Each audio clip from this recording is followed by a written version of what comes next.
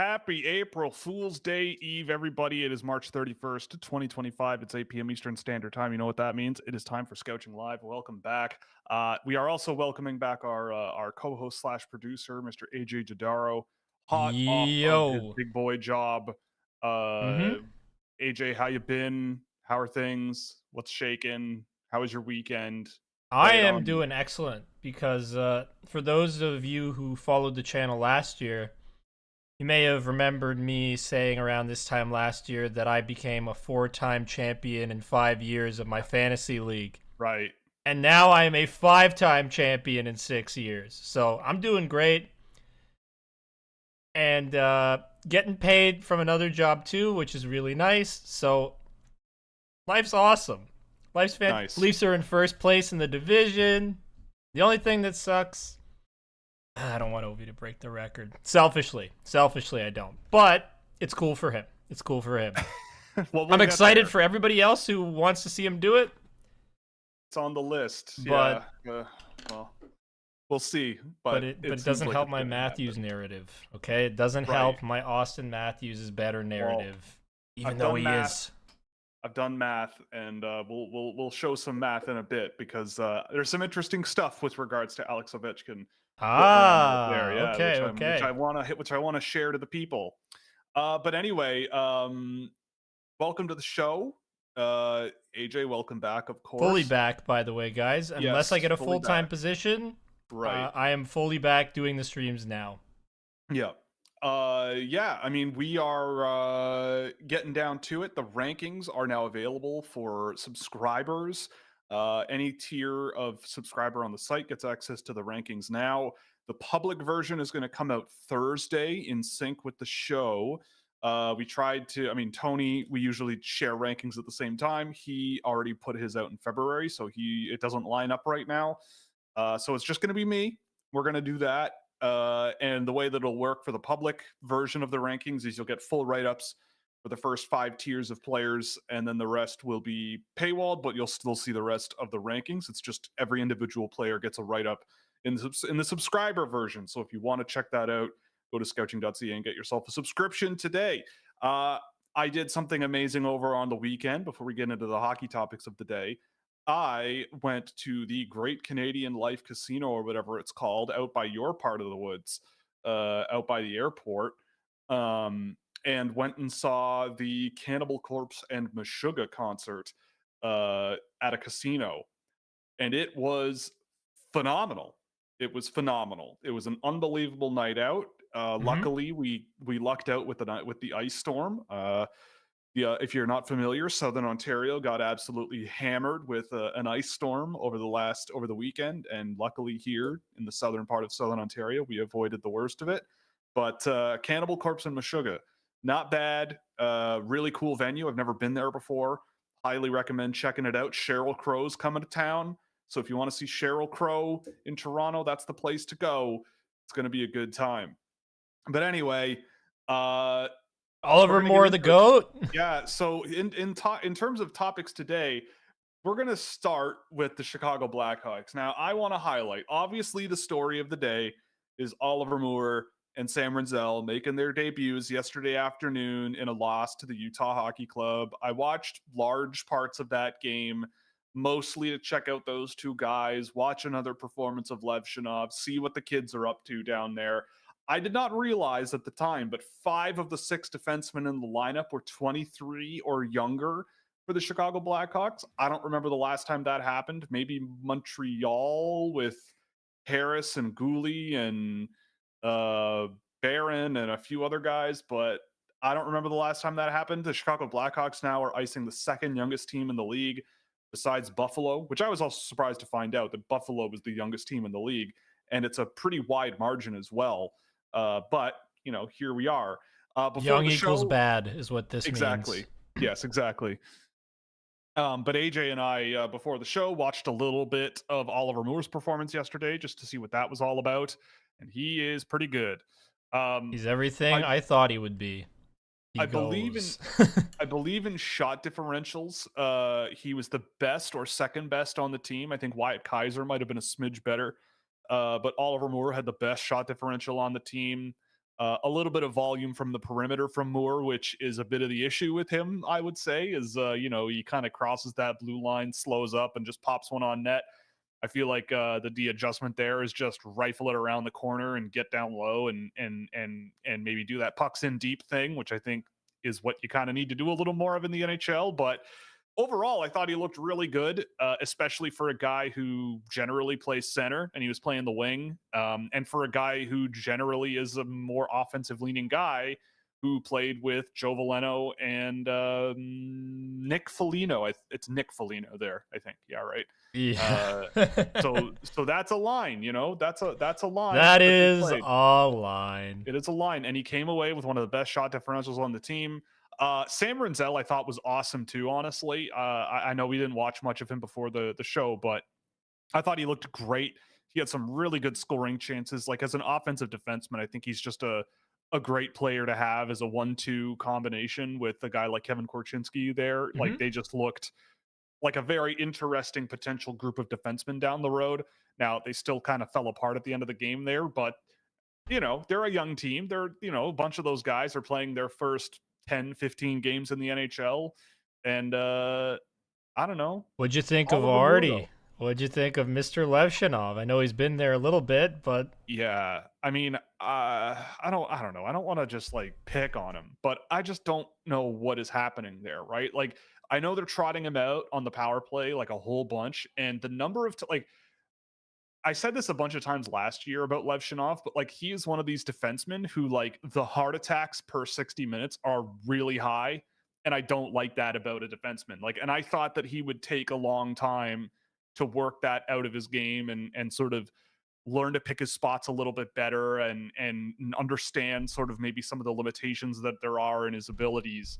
But he's still just going full send a lot of the time. And watching him rush the puck up the ice time and time again, especially on the power play last night or yesterday afternoon, was pretty wild. I think at the end of the game, I saw him split 2 forecheckers into the neutral zone, 2 Utah guys, and then just throw a pass behind his back directly back at the guys he just skated past, and then almost caused a 2-on-1 in his own end in a game where they were kind of out of it, but a goal would have helped. Will, isn't that the kind of stuff that you excuse William Nylander for? Apparently not. Apparently not. But I mean, look, I mean, he got a point. He had a primary assist. He set up a goal. He was a tic-tac-toe guy on that Mhm. play. He kept up and he jumped into the rush like he does, and he scored a point. So there's that.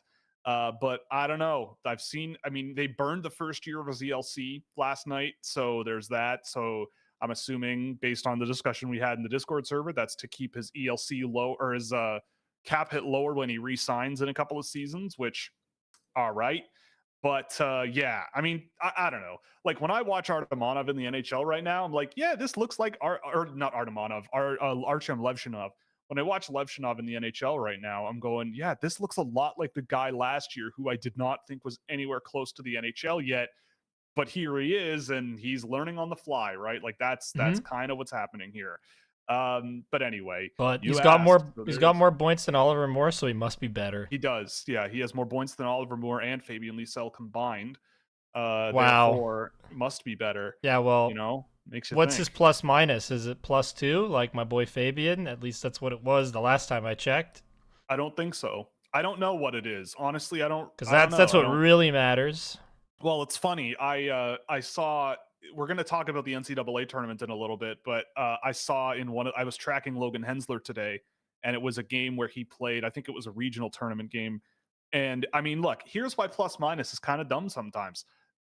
Hensler has a really nice defensive play in the neutral zone. Someone dumps the puck past him. He drives them wide. He does everything you need a defenseman to do. Puck comes around the back. Goalie stops it. What does the goalie do? Flubs a pass, tries to pass it again, flubs it again, passes it to someone right out in front of the net goal. Logan Hensler, -1. Should have been there to stop it. Yeah, should have been there. He should have teleported from center ice there. And I don't know, maybe he's just a lazy bum. He could have communicated. He could have yelled at his goalie not to make the pass. Yeah, he could have yelled at he could have gotten those what are those things called at the airport where the guys have the pylons that light up. He should have done that and made some crazy arm movement to signal that he shouldn't screw up. but he didn't. He's got a And voice though. He can yell instead of he this does. convoluted idea that you have going on here. Maybe he doesn't have a voice, and we're being judgmental about a kid who's shy. I don't know. But the point is, sometimes not all goals are created equal, is what I'm saying here, and I think you know that. Yes. Uh, but unless it makes you look smart. If it makes you look smart, it's right, which we Yep. all know around here. Uh, we should put that on a T-shirt. I feel like that would sell, Maybe. even hoodies. Unfortunately, none of our merch really sells, but No, no, it doesn't. But I like it. I like it I too. I like It's it. for us, the only actual Yeah, enjoyers of the merch. yeah. Poor Rayanne. Sorry, buddy. We're trying. Buy our merch. It's in the it's in a dock below below my head and on Please. Scouchware.com. Please. We want to be an Empire equivalent to Mr. Beast. So it starts Yeah, with the merch. exactly. It I all want starts with to the be merch. I want to be Mr. Beast, but dank memes. That's what I want. Because he is very weird. That guy's strange. He gives me the heebie-jeebies. Um, but anyway, enough about the heebie-jeebies and Mr. Beast. I mean, the NCAA tournament. Also, if you're not watching it, you're missing out. Like, I know it's been pretty nuts. So the Frozen Four is in a week and a half. So get ready for that in Minnesota. There's only one number one seed left in the NCAA hockey tournament. All the other ones have been eliminated, and of all the teams out there that were number one in their region, Western Michigan is the team that was a number one seed the whole way through, and now they're a number one team in the final. Final four, I should say. Boston College almost got upset by the Bentley University hockey team. Oh boy. It was 1-1 until I believe a minute left in the game, and James Hagen scored the game winner, and then they got an empty netter to make it 3-1. And just for the record, Bentley University was the third seed in the weakest NCAA conference this year and won 17 games this year out of 26. Their goaltender in that game stopped 41 of 43 shots and desperately tried to keep them in that one, but unfortunately, the top ranked team in the country is the Boston College Eagles, or was, I should say, and they almost got taken out. But that game against Denver last night was awesome. Was that last night or 2 nights ago? Either way, it was great. Again, David Carl, the University of Denver, gets through them again. I also will admit I have to apologize. I misspoke on Thursday's show and said that David Carl was the coach of the Michigan State Spartans, and I felt great shame about 12 hours after that finished, and I realized, and I went, I should know better than that. So Denver University head coach Mr. Carl there, doing a great job, and they got through the Boston College Eagles, which it caps off a tough postseason season for the Boston College team, where they have now lost. They lost in their regional quarterfinals to Northeastern University, and now they're out before the Final Four with some of the most heralded players in college hockey on the roster. Obviously, now though, the names that I'm sure will come up at some point in the show, Ryan Leonard and Gabe Perreault both gone from the team.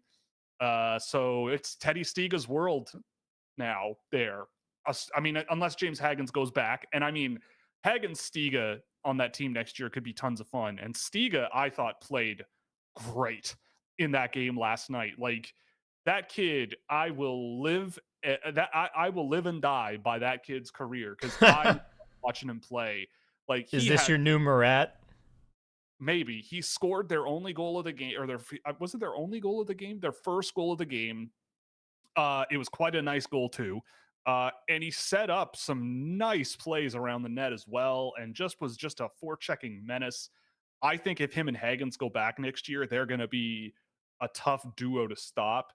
But that team was a team that I think wanted to win that game real bad, and unfortunately just didn't go their way. And that's how this works, right? Like there's been tons of upsets though. Cornell, the Big Red, they upset Michigan State and nearly eliminated Boston University, which would have been insane. Like an Ivy League team taking out those two juggernaut programs would have been wild.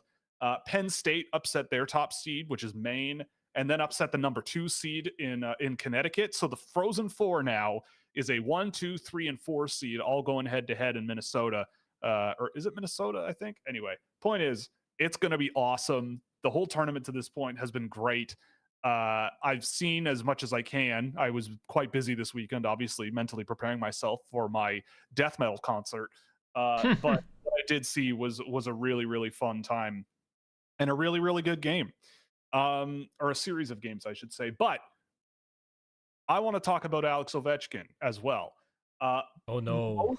Unless you have any thoughts on the NCAA tournament, but part of me thinks that you haven't seen much of it. Nope, because as I've learned from watching the Rod Peterson show, you can know nothing about something and just be there and say, "Well, I don't know." Right. And then talk about where the best hot dogs come from. Where do the best hot dogs come from? Costco? That was one of the options. I might go Costco. I don't know where I've had better hot dogs. Although I will actually, no. I know the answer. I don't know if they still do this, but outside of a lot of Canadian Tire stores, they've got people in little metal shacks that make grilled hot dogs. And those are the bomb. Those hot dogs that like sweat on rollers and stuff or get boiled in a vat of water. Nah, that's not the way to do it. But if you can find a grilled hot dog, especially right outside of a Canadian Tire, there's something about that, that is just peak hot dog. You know what I like? Because it's what do you like? Ridiculously cheap. IKEA hot dogs. Oh yeah, dude. Agreed. Their veggie dogs even are pretty good. I've had those before. But yes, like dollar hot dogs and $1.50 for meatball, like a 6-inch meatball sub. Hell yeah. IKEA is the best. This is why we love Sweden. This is why we love William Nylander. Yeah, IKEA is the best. So there we go. I just did a journalism. Or not a journalism, but I did a talk show. Yeah, I don't know about the topic, so I'm going to turn it into something else to make me look smart. Now the real. I mean, now I'm not going to make a reference to. I think you should leave. I'm not going to do that. Make a hot dog bowl reference, but I love hot dogs. They are pretty fun. They're a good time. But anyway, speaking of hot dogs, Alex Ovechkin, he is 3 goals away from tying Wayne Gretzky's record. I believe he has 890. More. Is it? I thought Wayne Gretzky was 893. Well, could be. Hold on. I just want to make sure of it because we don't want another, what was it, a David Carl situation? He's 5 away from breaking it. Yes. So Gretzky is at 894. So because he had a goal called back in yesterday's game. So that's why I wanted to make sure. So he's got 5 to go to break it. And how many games are left in the season for Washington?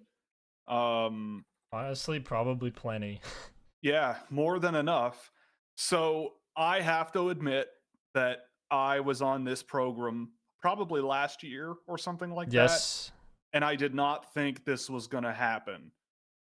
I will admit, I just did. Oh my God, a hot dog fund. Thank you again for your generous donation. We're going to buy so many hot dogs with that money. Hey, thank you. We're going to grill up some hot dogs and we're going to have a show at some point. That's what we'll do. We'll have a hot dog party for the draft live stream with that $20. Thank you very much. But yeah, so I will admit my mea culpa. I didn't believe. I mean, it's not done yet, but it's probably going to get done. I did not believe this was possible, but it's probably going to happen. So I apologize to Ovechkin stans and Ovechkin fans. I was wrong.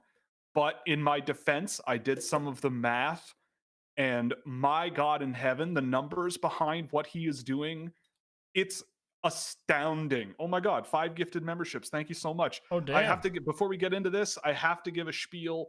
If you just got a membership for free, please find a way to contact me directly, whether it's Scouching at Gmail or a DM on Blue Sky or a DM on Twitter or some way, and I will set you up with an account.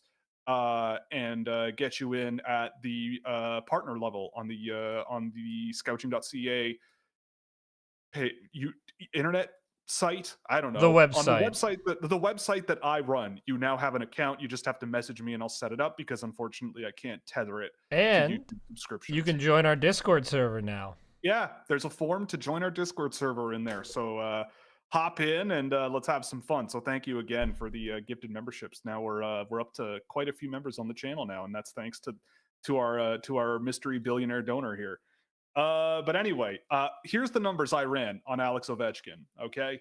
So between 35 years and 39 years of age, his goal pace has been 45 goals per season on average. Nobody in the history of the National Hockey League at that age has crossed 40. So he is 10% beyond the highest rate of goal scorers for guys that are 35 or older in the history of the NHL. That on its own is pretty insane. If he played a full season this year, if he played a full season this year, he would score 53 goals at the pace that he's been scoring at. There's only been one player at 35 years or older who has scored goals in an NHL season at a pace similar to that, and it happened in 1971. And it was a 35-year-old guy who did it, let alone a 39-year-old. And 35 to 39 is a pretty big difference in athletics, Oh boy. especially 1971 NHL and 2025 NHL. So it's been 54 years. Yeah. To put that in perspective, 1971 is the year my dad was born. Right. Oh, you have to be verified to DM me? Okay. Let me think. I guess you can send me an email. Just send me an email with your YouTube username. I guess I'd have to verify that that's actually you, but I feel like no one would spoof that. Please don't steal an account from our viewers. But yeah, maybe we should think of a better way to funnel people from YouTube to the channel. But anyway, Yes, definitely.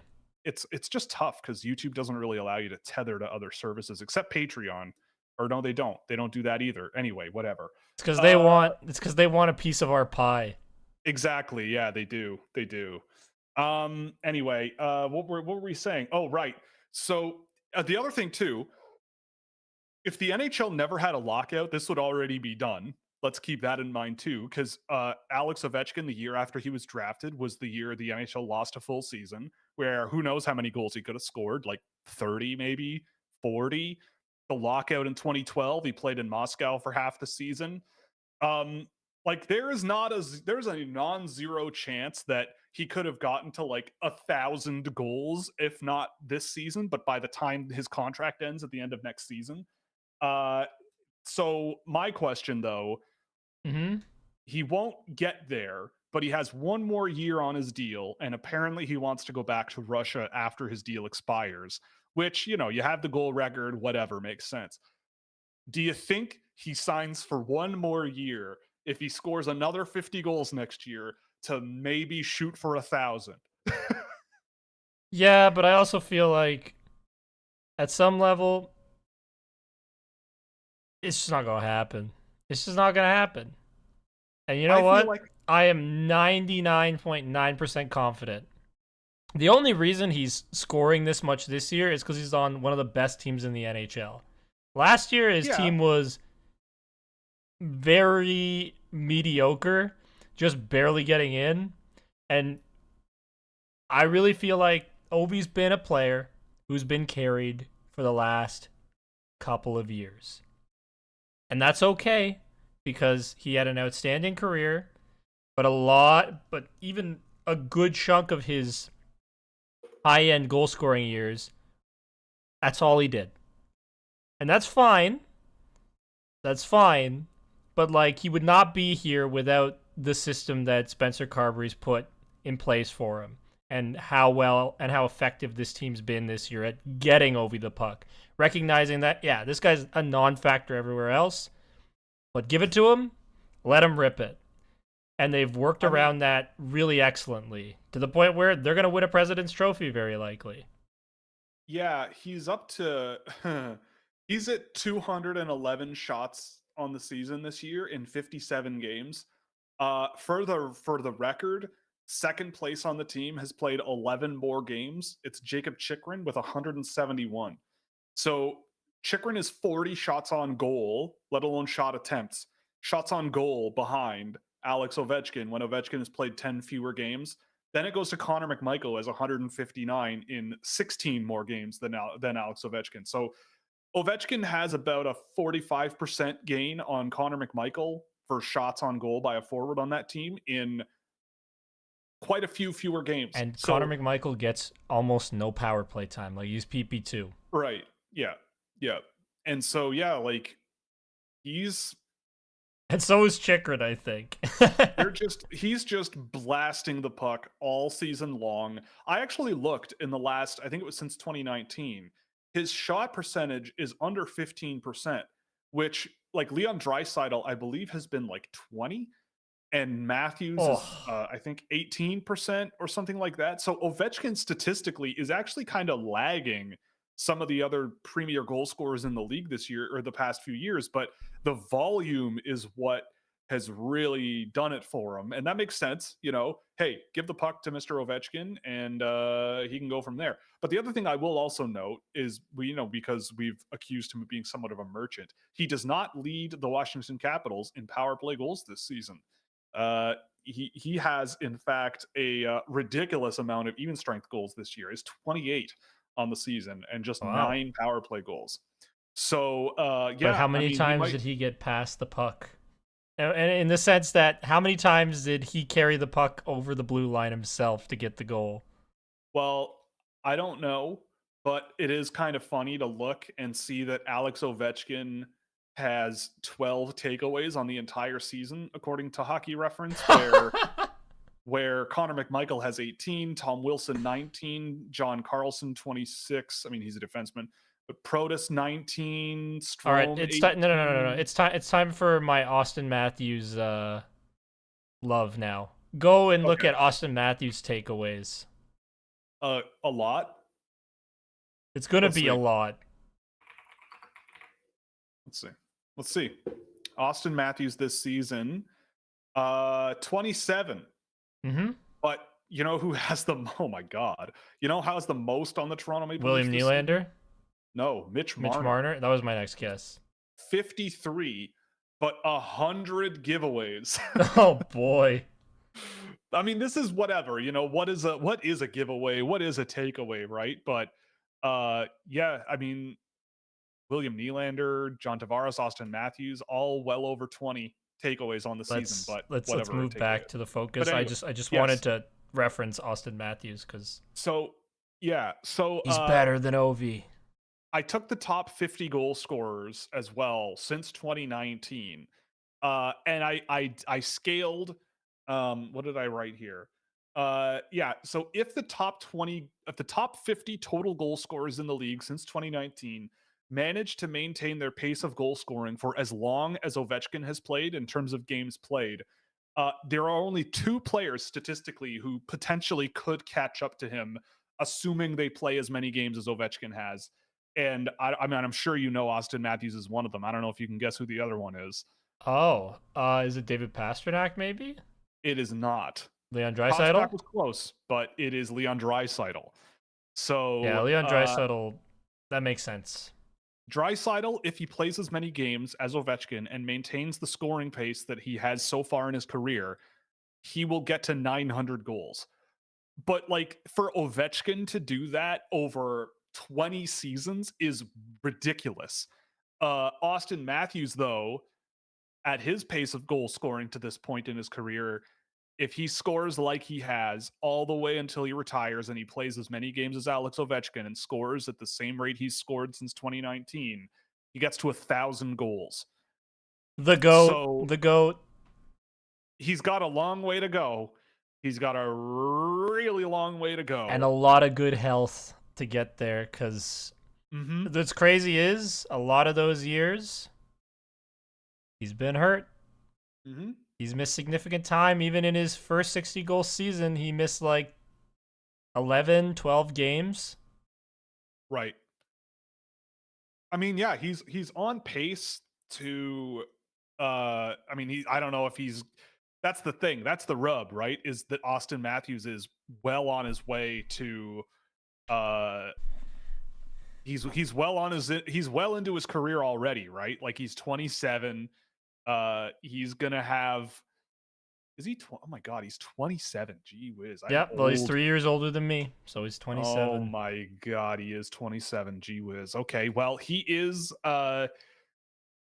Is he? I mean, how many more games does he have in his career? Right? If he plays 12 more seasons like Ovechkin has, then you're looking at maybe if he's healthy, 800 games ish. So, well, no, almost 1,000 games. So 1,000 goals in those Yeah. 1,000 games. So Yes, he'll need about 600 goals in 1,000 games. he can do it. That it It's Austin oof, Matthews. He can do it. He can do it. He almost scored 70 last year. He almost scored 70. right. I mean, he's got 30 and 60 this year almost, Yeah, but he's basically. been hurt. I know, and he's been hurt. He's So been even if he's hurt and he's hurt and he's a got 40 30 goal, goal. He's got if he's a hurt guy, if he's hurt and still a 40 goal scorer, I mean, it's still not enough because Ovechkin's average pace is like 50 or something like that. Like it's some ridiculously high number per season on average. Uh like I don't know. I guess the whole point is like say what you will about Alex Ovechkin, rightly or wrongly, but the achievement is just Oh ridiculous yeah. in the way that he has done it is unlike anyone else, right? And Like I there is think of nobody all of the else people like out him. there, we're the biggest detractors. Truly. Or at least we're Maybe. up there. Maybe. There's I mean, nobody I who I think think hates Ovi more than I do in terms of like, and it's not that I hate Ovi. It's just I think I am the coolest on Ovi, the lowest on Ovi of most people. Like well, I think I've never gone into a conversation where somebody is lower on Ovi than me. But I but haven't I had the think that's conversation with Joel Henderson yet, so I I have to think figure that out. I think that's because we see the game a different way. Yeah. Like, I think it's because we see the game in a way where it's like when Ovechkin was young, like when he was a Oh kid, boy, he was he was a ridiculous. monster. He was a monster. But he couldn't play like that forever, right? Like his game kind of shifted and really overcorrected in a completely different direction. And he became a lot more passive and just I'm the guy who shoots the puck person. Yes. Which, and you know what though? He won a Stanley Cup. Like him and Nicholas Backstrom worked perfectly well together for a long time. And so it's like it worked, but it this is why it's always interesting to have the discussion of like what is a good hockey player actually, right? Like Alex Ovechkin is undeniably now the greatest goal scorer of all time in my opinion. Like I Yeah. don't think like Wayne He Gretzky kind of scored. he kind of has been for years. Yes, but Wayne Gretzky scored 90 goals when half the league were, smoking darts and When drinking goalies beers stood between up, periods, and when that's all you got goalies to stood say. up. Yeah, right? Like it's pretty wild, but I think over like, it's just I think a way of seeing the game where it's like, yeah, goal scoring is super important, but like, if you had to pick one player to build a franchise around, are you picking Ovechkin? I don't know. Well, it I don't depends think on so. who else is out there. Right, but like if you have first overall pick in a fantasy draft in the NHL right now, you know, is it Ovechkin because he'll have more goals than Wayne Gretzky did. I don't know. I don't think so. Right? Like so scoring goals is super Hmm. valuable, but overall, you know, there's like you're playing a game and it's not always just about goals, but in any I case, think the best way to put it is like it's like baking a cake. The actual goal is the icing, right? Like that's the finishing touch. But there's so much more that goes into the cake than just the finish. I saw a comment so about how AJ sounds like he values carrying the puck over the blue line more than scoring the goal. Not entirely, but there is an element of truth to that. It's about all of the ingredients that goes into it, not just the finishing touches. And you need all of the ingredients. You need the puck to come over the blue line in order for the goal to be scored. Sometimes it's shooting the puck over the blue line. Very rarely, but sometimes it is. It's about the whole equation. And to me, having possession and creating space and getting yourself and just creating space for somebody else to get into and finding them can be generally, to me, more valuable than the act of actually putting it in the back of the net. It's an incredibly valuable trait, no doubt, but I look at things more holistically than just the guy put the puck in the back of the net, because there's so much more that goes into it. I mean, and the thing is, like, I see there's now there's now a lot of these things, these comments about it's like, obviously we're not saying that goals don't matter, They do. right?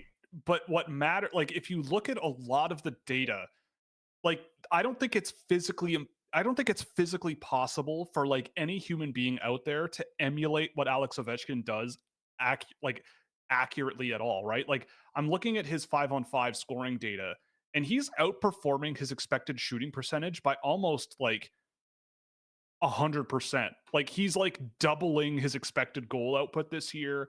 His defensive numbers are atrocious, but that's nothing new. Mm-hmm.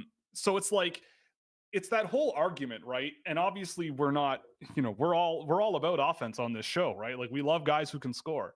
But the whole point is like, uh it's like, do you want a guy who shoots the puck constantly and scores a bunch of goals for you, but finishes the game even because like, when he's on the ice, they're just bleeding shots against? Like, Mm-hmm. I don't know, maybe, right? Like, obviously, it would be great to have a 900 goal scorer on your roster, right? And they're first in the league for a reason. It's not like they stink. Right. It's just I'm kind of baffled, I guess, is my whole point of this whole thing. Like, the fact that a guy like that, this late in his career, just turned it on and has kept it on for years and years and years and years, is having a 50 goal season at almost 40 years of age, which is something that just has Is not it happened. is it 50? I think it's 40, right? But I mean, like, if he didn't miss any time this season, Okay, okay. he would cross 50, right? Like, and at that age, nobody has done that, right? Like, the last example I could find was over 50 years ago, and he was 35, Right. right? So it's like, the odds of what he is doing are literally, before he came along, zero, Mm-hmm. right? So, like, he is in uncharted territory, which is crazy. It's Yep. just crazy. And I mean, it's an insane achievement, obviously. And I mean, we're looking at two players right now who have, I would say, a reasonable chance of getting there. Maybe if Chicago really turns it around really quick, a guy like Connor Bedard maybe gets there. I I don't don't know know. about I don't that. know about that. I don't know. I Because you're already kind of behind the eight ball a little bit when you're not scoring 50 goals in your first few seasons in the Well, he's NHL. trying based He's on what we Oh, saw. yeah. He Oh, just man. Poor gives it kid. everything. But I mean, yeah. ultimately, I'm not trying to devalue the what Ovi's doing. I think We're it's discussing. incredible. I just think that, like, he's not. There's been so much debate I've seen, or not even so much debate, but like, as a big Austin Matthews stan, okay, holistically, I think Austin Matthews is just like so much better than Ov. Like, in terms of what he can do, in terms of what he can do all over the ice, I just think he's a much more valuable player. And so, as a defender of Austin Matthews, and a bit, honestly, this is a bit of a sore spot. I'm not gonna lie. Like, there's like, I have weird feelings about it that I can't quite actually put into words. I love Ovi in terms of what he's able to do. I think it's incredible, but at the same time, I don't value it as highly. Doesn't mean it isn't incredible, and it isn't awesome, and it's not something to be celebrated. It is. I just have a different perspective on things in terms of what I value. And he's great, but I like players that generally drive the play a lot more and do a lot more than just put the puck in the back of the net. Because, yes, as mentioned in the comments, it kind of doesn't matter if the puck isn't put in the back of the net. But How yeah, go much do ahead. you want to bet how different the conversation would be if Washington had never won a Stanley Cup with them? Oh, it'd be totally different. It would be completely different, It right? would be. Which, I mean, I'm not saying that's like automatically a win in the Ovi isn't as good as it says, as people think he is train. Like, if anything, it illustrates how ridiculous those types of discussions are, right? Like, if they just did not win that Stanley Cup final and people were nowadays, it's like, oh well, yeah, he has the most goals in the history of the league. But like, Individualist, it's like, who European cares? player Yeah, that all he does is care about shooting the goals. puck, and he's a big loser and whatever. And so it's like, it's a very, very different set of discussions, circumstance. Like, we're like, basically what I'm saying is, like, the discussion we're having does not sound nearly as ridiculous if a very, very, very, very, very small sample of his career just goes differently, Mm-hmm. which to me is kind of wild. Whereas it's like, to me, I would go, I think we'd be defending him a lot more, where it's like, look at what he's been doing the last 5-7 years, right? Like, it's ridiculous. Like, I don't care who you are, but the fact that he's doing what he's doing is what blows my mind. And that's, I mean, I have to admit, like, I have to eat crow a little bit here, because I did not think this was possible a couple of years ago. I just did the math in my head, and I'm like, the odds of him doing this, it's zero, because no one has done it before. But he figured out a way, right? Alex Ovechkin found a way to do it, and here we are. I mean, I don't know. Yep. It's a pretty wild thing. And yeah, I mean, Also, hard disagree that Ovi in his prime was way better than Austin Matthews. Austin Matthews is 10 times better because he does way more. all right, I'm gonna leave this to you. I'm not gonna touch this one.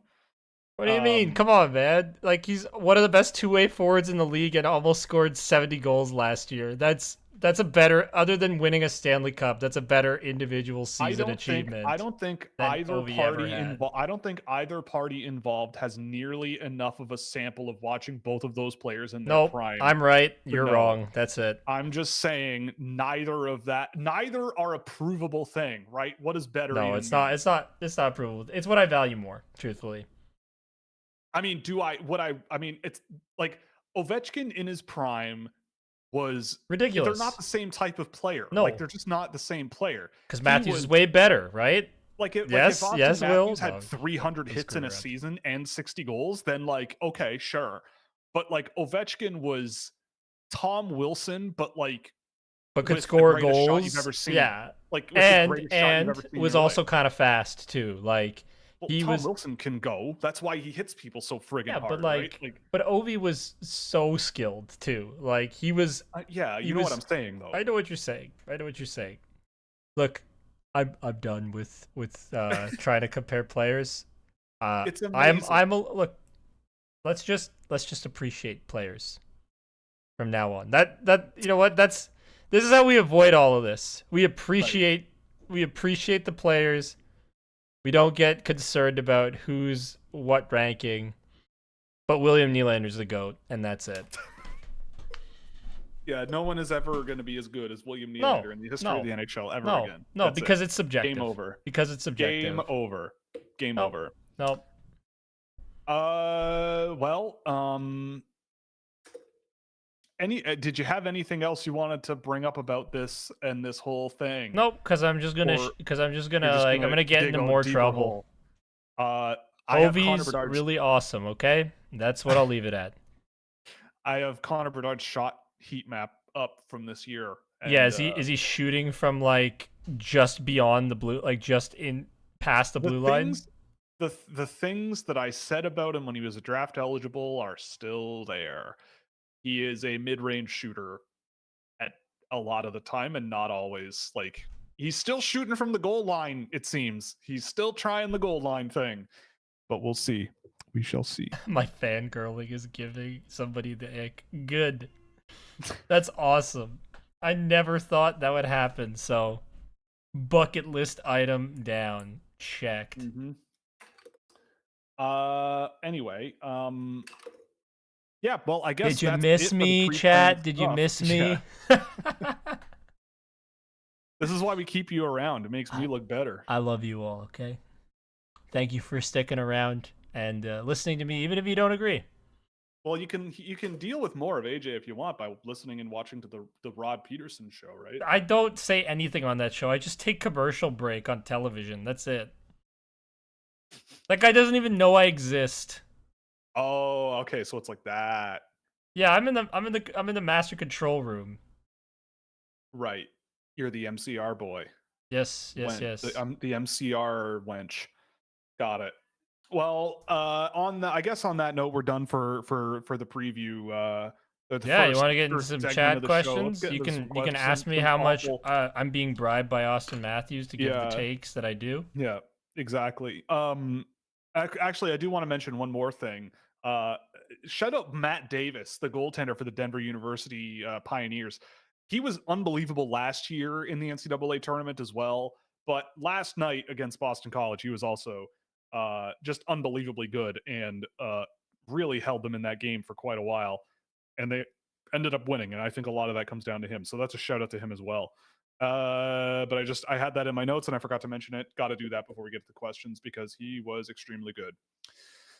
Okie doke. Who ends up the better NHL player between Gabe Perreault and Ryan Leonard? I mean, Ryan it Leonard. depends. Yeah, I would say Ryan Leonard, but I think it depends on who they play with. Like if you sandwich Gabe Perreault with some elite offensive players in New York, whoever they might be, uh, he'll probably score points. But if I had to pick between one or the other to have on my team, it would be Ryan Leonard. Like I had Ryan Leonard significantly higher on my list than I had Perreault. Uh, I think Leonard has the physicality and the energy that I don't think Perot has as much of. And Leonard is a competitor, not that Yep. Perot isn't. But the fact that Leonard is so competitive and so physical and so intense and got skill and a shot as well, I think he's going to be a really, really good complementary power forward. Like I don't know, Perot. I think Perot is going to be the type of player who will need a certain sort of set of surroundings around him in order to produce. And you're going to have to know that he's a guy that probably will lean more offensively, down the road. And that's going to be his brand. You know what it's kind of Um, like? Not that they do the same thing, but it's like modern Ovi, where you need players around him to get him the puck and do things. No, I'm not trying to bring it back there. It's just more about he's the third wheel who will do some real cool stuff once you can get him the puck. Because he's not a player that's going to go get the puck. right. You got to give it to him. I feel like Ryan Leonard, and why I like him more, he's going to get the puck. He's going to get the puck, He, and he's going to he go. will. And I'm Yeah. not worried about who he plays with because he's going to help out whoever he's playing with for the most part. Gabe Well, and it's Perreault great. needs the right players to play with in order to be his best. And I think Leonard complements the right players, Yes. right? Like one needs the right players to like be elevated. I think the other complements the right players really, really well. Mm-hmm. And so I think with Leonard, I think he'll have an easier time playing in the NHL and like staying afloat and like driving results. And yeah, I mean, like to me, the whole thing is like typically like let's remove a guy like Alex Ovechkin from the question Sure. entirely. The thing about the NHL, especially in the playoffs, is like guys like Alex Ovechkin usually in the playoffs dry up because goals are not scored really the same way in the regular season. But a guy like Ryan Leonard, I could see being a guy that scores pretty decently in the regular season, gets a solid amount of goals, I don't know what, and then goes to the playoffs and the scoring doesn't really dry up all that much. Like go to the net type guy, but like an okay mid range shooter. He can capitalize on rebounds with a really good finishing ability. Like he has that sort of playoff style, win a game 2-1 with some greasy tip in front, type of thing, which is oftentimes in the NHL playoffs what games often come down to, rather than just like grip it and rip it stuff because goalies are a little bit they're pretty good these days and they'll in the playoffs generally those And types of things don't go in. teams have time to scout for you in a way That that too. they don't in the regular season because there's so many different things like you're looking at. So you Right. hone in on one specific team and you learn a lot about their details and what they Exactly. do. And so Yeah. you can limit some of their best chances Yeah. because you're so focused on what they're doing and trying to break down all these nuances. And they really push and yeah, like they really push players, right? Like they Hence really why the push you as an Leafs opponent. have a rough time because a lot of their Exactly. stuff is very predictable and Exactly. there's a lot of frustration that comes with it. Unless you're William Nylander, Yep. right? But Got if to you're have Mitch that Marner, caveat, right? Yeah. But anyway, yeah. So I what think I about think Mitch? that's the thing. I like Ryan Leonard a lot. I mean, I think both of those players are like middle six guys, for different roles, for different reasons, depending on who they're playing with. But I want Ryan Leonard on my team. Like I like the guy, and I think he'll be a solid, a good NHL player. Yeah. And Do he's you going to think Lane fit with Hudson? this current Oh, Washington team. that too. Like, Yes, he is built for this 100%. team. Yeah, yeah. Do you think Lane Hudson has the potential to be a franchise defenseman given his improvement on the defensive side of the game? I mean, Yes. define franchise, number one. Number one defenseman? I think so, yeah. I mean, he is a number one defenseman on paper. Offensively, this guy is... I want to swear because it's just... outrageous. Yeah. Yeah, that's a good word. But relative to his team, he's not a net negative defensive player. He's effing ridiculous. That's what he is. He's so much fun to watch. Every time there's a Lane Hudson highlight, even, it's just disgusting. It's just disgusting. I turned on Sportsnet Central for like the first time in a long time this morning, and all it was Lane Hudson, like on the Habs highlights. It's just ridiculous. Like he did like a pump fake and sent a shot. So gross. Cross fade. Like he's so good. So gross. Like he's like, it's the thing is, to me, what more do you want out of him? Honestly, right? Nothing. Like what more do you want out of him to consider him one of the best out there? Right? Like he has played fewer than 20 minutes. It looks like how many times? 3 times in since. 4 times since the new year he's played less than 20 minutes.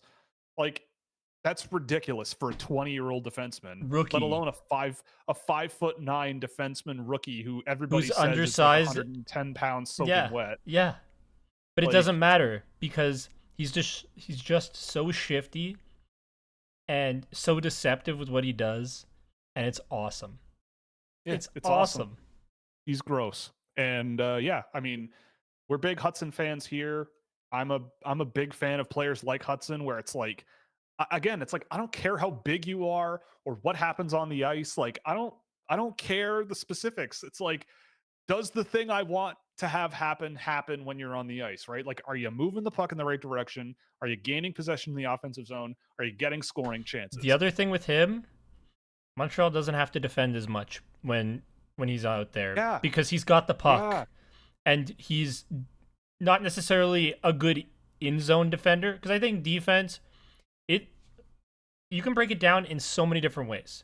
There's so many different kinds of defending. And I think a lot of where people kind of go wrong on thinking about defense is this traditional in-zone puck separator guys who are there to use their bodies, actually physically separate the puck from their opponents. Where like a guy like Lane Hudson, he's just so good with it and has possession so much of the time that it's not really a big issue.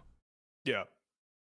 When he is in his own end, it can be testing, but you pair him with somebody who can do that, who can be a separator, who can get the puck, who's not David. It's Savard, okay? Well, it's been Matheson, right? Oh, okay. Well, that's good. That's good. Oh, it's been Struble the last stretch, but for a long time it was Matheson. That's good. Savard was the first stretch of the year. Then they put him with Matheson. But either way, it's like you put another player next to him because he's got so much of the incredible traits that you need in terms of like being able to carry the puck, being able to move the puck. They are all. Yeah, go ahead. I will say they're also sheltering him. It looks like in terms of zone starts, like it looks like since they took him away from Savard, I think they're giving him much more favorable offensive situations. So that is also something to note. Like the defensive metrics have gotten a little bit better, but it's because they're taking him out of the defensive zone a little bit more. But still, like at the end of the day, the results are still crazy good. And like at the end of the day, too, if you start him in the offensive zone, it's way easier for him to keep it in the offensive zone and prevent all of that stuff from happening in the first place, where a defensive zone start would be even an issue to begin with. Yeah, because if you lose a face-off, then the opposing team gets set up, and that's where he struggles. So why put him in a situation where he's going to not fail, but struggle when you can put him in a position to do well, and even if they don't get the puck, it's not set up immediately. So he still gets to shine in transition.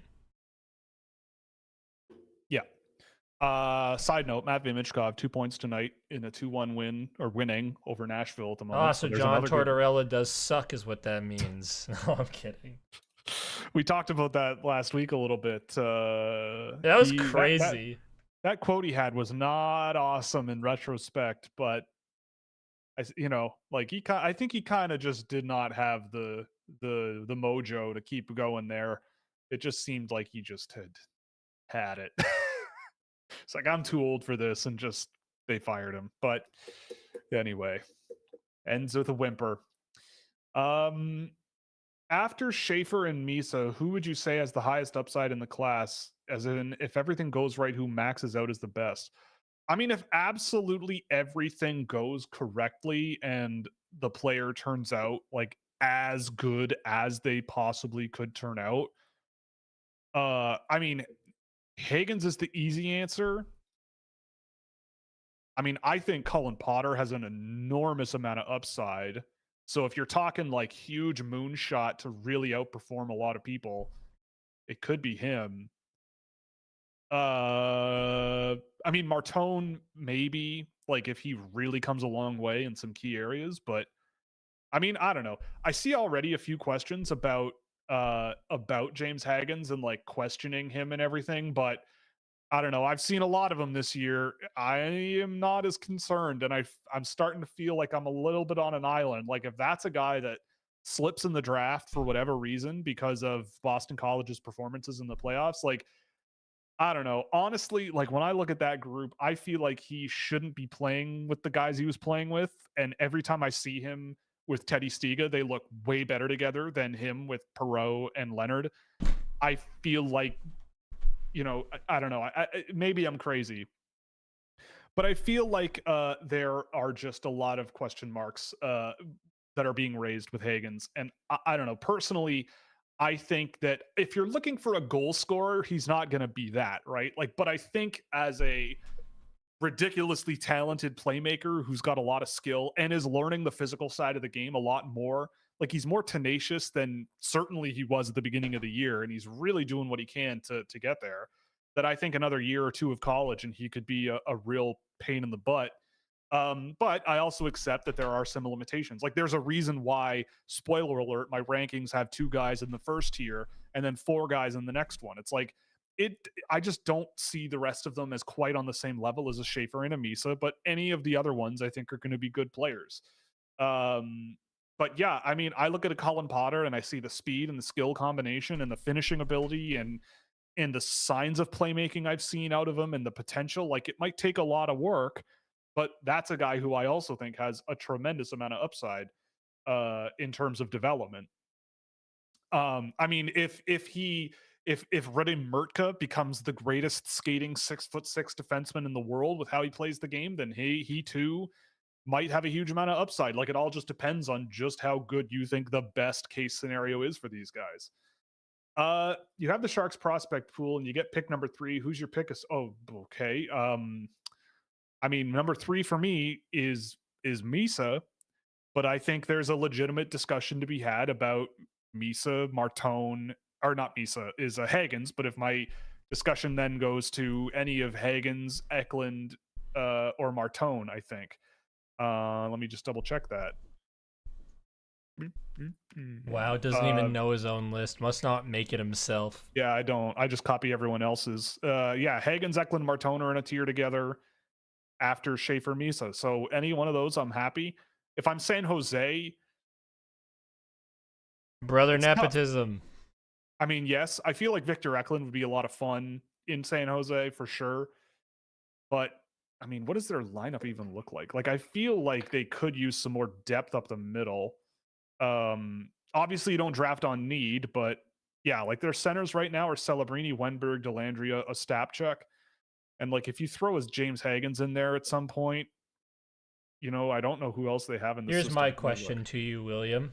Yes. Do you think James Haggins is a center? I wouldn't be surprised if he didn't stick there, but there aren't really any other centers in that range that I would really consider. And I'm looking at their prospect pipeline right now, and I don't think Will Smith is going to be a center in the NHL. He is certainly not. Cameron Lund might be, but I don't think Hagens is a worse player than Cameron Lund. And Philip Beestead is a center, but I'm not sure he's more than like a third line maybe guy. I'll make a So slight adjustment to what I said about Will Smith. Like the only way it works is if they just lean into it being full send. yes, full send center. Yeah. I could see that. I mean, other than that, like, yeah, there's just not a whole lot of centers that I think have huge amounts of upside this year, which is kind of what the Sharks still kind of lack in their system. And I think Hagens brings that. And if he doesn't work out as a center, then maybe you put him on the wing and he plays with guys like Celebrini or whoever. I don't know. Um, Selfishly, but as a guy who likes the Sharks, yeah, I want it to be Misa. yeah, I agree. I I want it think to be Misa would be Misa. great there. But also, I will also point out, like the way that things are right now, are You okay? I think a bug just flew in my eye. Anyway, the thing about the draft is it's still only March. Well, it's April basically. But like we're nowhere close to the draft. And if you had told me in last March or April that the top three in the draft was going to be Celebrini, Levshinov, Seneca, I would have thought you were insane. I would have thought you were nuts. And so things can change from here. And also, like, don't underestimate, like, James Hagens' season is over. So he's not going to the U18s. So he won't get any eyeballs on him then. Like, this is the last time scouts are going to see a guy like Hagens until the draft, probably, in almost all likelihood, right? But guys like Misa and maybe Schaefer, but Martone, who else? Like there's all like a whole bunch of guys who are going to be playing for quite a while and then maybe go to the U18s, right? So a lot of guys are going to have an opportunity to show themselves to scouts for the next 3 months that a guy like James Hagens just won't get. Logan Hensler as well. So that's another thing to keep in mind is like, are these guys going to be the ones where NHL teams go, I mean, yeah, we could have a James Hagens, but like maybe he wasn't amazing in those playoff games that Boston College lost. And maybe we go for someone who was just at the U18s who we saw and handled physical pressure a lot better, even though the under 18s are certainly not the same level of competition as an NCAA tournament game against Denver University, right? So, or the University of Denver. So I don't know. It's tricky. This is why this is a hard thing to do, but think of the craziest scenarios in your head for who might end up in San Jose in June. It's possible, right? Like things are crazy, and you know what I mean. Like maybe Matthew Schaefer never comes back, right? Like all it takes is one team to go, I don't know about taking him first overall. He's only played like he's probably played 19 games this season, I think 17 with Erie and a small handful with the national junior team. Like maybe a team goes, I don't know, maybe we'd rather have someone else, right? Like, I don't know what's going to happen in June, but I think it's going to be, I don't think we're anywhere near done with the way things are going to be, right? Like, think of how many times the week before the draft, someone all of a sudden is like, I've heard this guy's going to go fifth. And everyone's like, what are you talking about? And then they end up going like third, right? It's like, okay, you know, Who's and the I think there are a riser? few. Who do you think is on track to be that riser this year? I don't know. I think teams. It's always. I mean, not always, Somebody but big. it's always big players who are physical. Like Beckett Seneca. I don't know what happened there. I mean, Beckett Seneca, from all indications, was like a top-down override of like, this is our guy. We're taking him no matter what. And that happened very quickly, close to the draft. So who knows what happened there? But I mean, I look at guys like, you know, all it takes is a good playoff run. But I mean, I look at guys like maybe Reddy Murtka, Anton Frundell, uh, Jake O'Brien, Caleb Desnoyers. Like, there's a world where I could see Caleb Desnoyers going extremely high in this draft if Top he goes. two? Let's say Moncton gets eliminated in a surprise for whatever reason, and he goes to the under 18s and he scores a bunch at the under 18s because he probably would. You know, like it's really it's really hard, I think, for a hockey scout in the traditional sense to set aside the things that will happen between now and June that a lot of players benefit from, that a lot of players will not benefit from because their seasons are over now. A lot of players, like quite a few of them, they're done. So that you got to be, I think you have to be really, really careful about that kind of thing. Um, what are your thoughts on Václav Nestrasil? Really, really raw guy, but I like him. He's very, very tall. He's a pretty good skater for a guy his size as well. Like he's fluid and gets around the ice pretty well. He's got a physical edge to him as well. He throws his body into hits quite well, and he's out there playing the game. I think he's got a lot of upside. I think he's got a ways to go to get there. Like he's got skill. He's a pretty good shooter, but he just doesn't quite find great routes off the puck a whole lot of the time. Um, his pass accuracy is pretty mixed. He doesn't really like carry the puck as much as a guy like him probably should with the size and the skill level that he's shown. He doesn't also really shoot the puck a whole lot. He's more of a distributor in the offensive zone, but I have seen him really rip hockey pucks. So I think he's a guy that needs a bit of tweaks, but I think he could be really something because he uses his body really, really well, both physically and sort of positionally and knocking pucks down and everything. Like he's in my second round, I think, this year in this go around, like late mid second. So he's a player that I like. I would be willing to take a flyer on him in the earlier rounds, and maybe he becomes sort of a physical, dynamic bottom end of your lineup guy who's you know got some toughness in him as well. Because yeah, he's an interesting player and he's definitely grown on me as he's played more and more with Muskegon. Did you catch McGroarty or Koivunen's call-up game? I did not. I forgot those guys got called up, honestly, but I'm gonna watch it. I mean, I saw McGroarty with the Penguins earlier. I mean, Koivunen, I will watch. Actually, I'll jot that down so I don't forget because there's a whole bunch of NHL guys that I want to We'll watch. cover it on Thursday. Yeah, Ville Koivunen. We love Ville Koivunen here. We do love Ville Koivunen around here. 1-0 win over the Ottawa Senators. Way to go. He had 6 shot attempts in that game, 4 shots on goal. Good for him. Hell yeah. But we love it. We love our Koivunen around here. But yeah, I did not see it.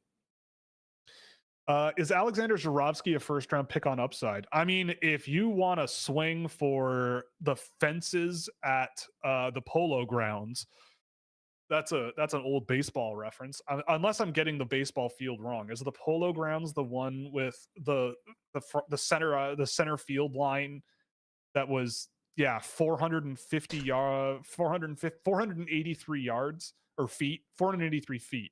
Yards would be nuts. Looking at oh my god, the Polo Grounds field, if you haven't seen it, is really worth a watch. But yeah, center field, dead straight, 480 feet, by the way. Craziest baseball field there ever was. But if that's your idea of a first round pick, then I guess Zhuravsky is that. I mean, look, Zhuravsky is obviously very creative, very fun, very skilled.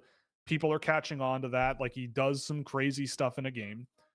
The issue with me with Zhuravsky is, I mean, number one, I wrote this up in his write up, and I think it's accessible to the public in the public version. But I think his team, they got eliminated. I think their season is done, but they got eliminated. They finished first in the silver division in the Eastern Conference, which is the worst conference in Russia, in the worst division. So basically, the worst division of Russian hockey. They won that division pretty handily. It was not particularly close. They played the team that came second last in the gold division out east and got swept in 2 games in a 3-game series. So like we're talking a really beneficial environment for Zhuravsky to do what he does in the silver division out there. Like they had 30 wins in 54 games this year. They had 234 goals this season as well. The next highest team in the silver division out east there had 177. So they were like way the dominant team in that part of the world, in that level. And then the moment they got tested against a team in the division ahead of them, they got beaten twice by a team that won 18 games this season, or 24 games, I should say, instead of 38. So, like, got to keep that in mind. The level of competition for Eastern Conference Russian hockey, especially Silver Division these days, is not very good. So he can get away with a lot. Does that mean he's not good? I don't think so. I still think he's quite a talented player, and I think there's a lot to bet on in terms of fun factor and skill and creativity and everything. But I think he's a player that I wouldn't draft in the first round, similar to how, yeah, I probably wouldn't have drafted an Alexander Pashin in the first round, where it's like I see a lot of good stuff here, but the NHL is a very different scenario than the one he's in right now, and he's a ways away from that. So if you're okay drafting a Russian guy, you want to leave in Russia for 7 years and like cross your fingers that a lot of things come a long way, then sure, that sounds like a first round pick. But I don't think NHL teams are super interested in that development case for a first round pick. I think a lot of them are looking for 2, 3, 4 years, and then you're in the NHL one way or the other, for especially like a late first round pick. But we'll see. I mean, it would shock me if he were a first round pick at the end of the day. But in terms of skill level and creativity and fun factor, he's probably there ish. I mean, second round, probably. Like, he's in my late second, I think, or early third. I don't remember. Fun player, but first round is a little crazy. Cameron Lynn, 2 goals in 3 games. No, I didn't. I actually have Cameron Lynn's NHL game, or one of them, ready to go. I just haven't watched it yet. So I will put that one down as well, because I do want to watch these guys in the NHL. It's a lot of fun. Can you generally compare and contrast Caleb Desnoyers and Jake O'Brien? I mean, they're pretty similar. I think, like, I mean, they're similar, but not exactly similar. Like, their overall vibe on the ice is quite similar. They are play facilitating centers who focus a lot more on playmaking and passing work rather than like individual play and goal scoring. And I think that's fine. Um, I think Desnoyers has more toys to play with than O'Brien does in Brantford, at least in the games that I've seen of O'Brien. I think O'Brien as well. Uh, I think he has better shot selection tendencies. He doesn't shoot the puck as much as Desnoyers in my sample, but a lot of the times Desnoyers is shooting from the perimeter a lot. But the thing, I think I have O'Brien higher, and I think the reason why is because I think he has a higher end ability to adapt around opponent pressure at a higher level, right? Like, the Ontario Hockey League is a better league than the Quebec League, and I think O'Brien handles the physicality of that level and the intensity of that level a little bit better and in a bit more of a projectable way, with like body positioning and skill level and creatively finding ways out of jams, that I think it really makes a lot of sense for him to be a potentially solid NHL player. Like, I don't know if he'll be a super high end offensive player, but I think he'll be very efficient and effective. Where he plays in a lineup, I don't know. Could he be a checking line guy?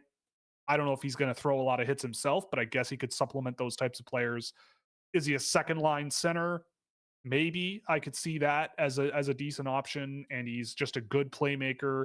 He's going to need some energy to play with on his wing. He's some finishing to play with on his wing, probably, but he drives solid results as he is. Desnoyers, his data is very good. I can't hide behind how efficient Desnoyers' data is and how good it is. But in terms of projecting to the NHL, I mean, Desnoyers is a bit more of a physical player than O'Brien, but I think he's less defensively involved and less successful on the rush defensively.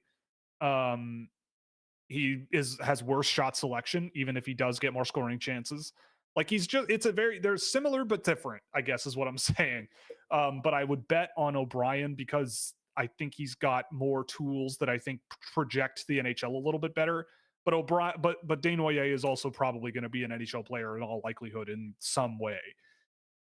Thoughts on Smot Scouting's top 32 this week? Yeah, let me go look. I got it here somewhere. Our boy, Josh Tessler. Yep, Josh Tessler. Shout out, son. Yeah, so I'm just scrolling through it now. I mean, they're cribbing my notes with Cullen Potter at 7. But yeah, I mean, a lot of this looks very similar to mine. I mean, they've got Reed higher. They have Żurawski at 20, which I think that's wild. Uh Ryabkin's still in the first round. I mean, I know there's lots of people out there still doing it, which fair enough. I don't know. I've tried my best like asking around about him and talking to people about him and seeing what the heck is going on there. I just feel like to me he's a guy that I take as a flyer and hope he sorts some things out cuz it's there's a lot there where I think you're taking too much risk in the first round for me with him. Um I mean, I respect Cole Reshney in the first round. He's not in my first round, but I want to put him there really bad. But yeah, I mean, largely this all makes sense to me. Um, I mean, I don't really think much of Thomas Pobajal. Same thing with Keyshawn Aitchison. But I mean, here and there, this looks pretty similar to me.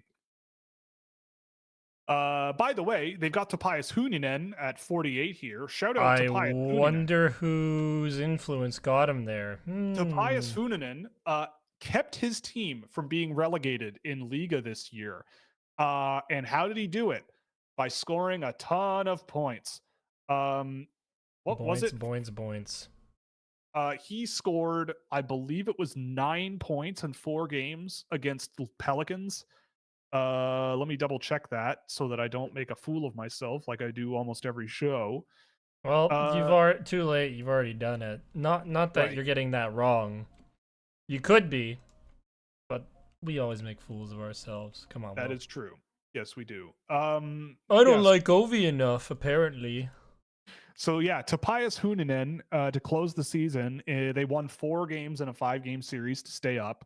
He had 9 points in 4 of those games. He didn't play in one of them. And his team scored, let's see, in the 4 games he played, 9, 10, 11, 12, 13, 14, 16 goals in that 4-game stretch. So he had points on 9 of the team's 16 goals. And they're going to be back in Liga next year, even though they were the worst team in the league this year. So good for them and good for him. And I watched some of those games, and he was pretty good. So yeah, good player. Doesn't matter where I have him ranked because he's a team scouting guy already. So go team. But yeah, I mean, I don't know. A lot of it rings a lot familiar to me. Makes a lot of sense to me. Except Żurawski in the first. That's a little crazy to me.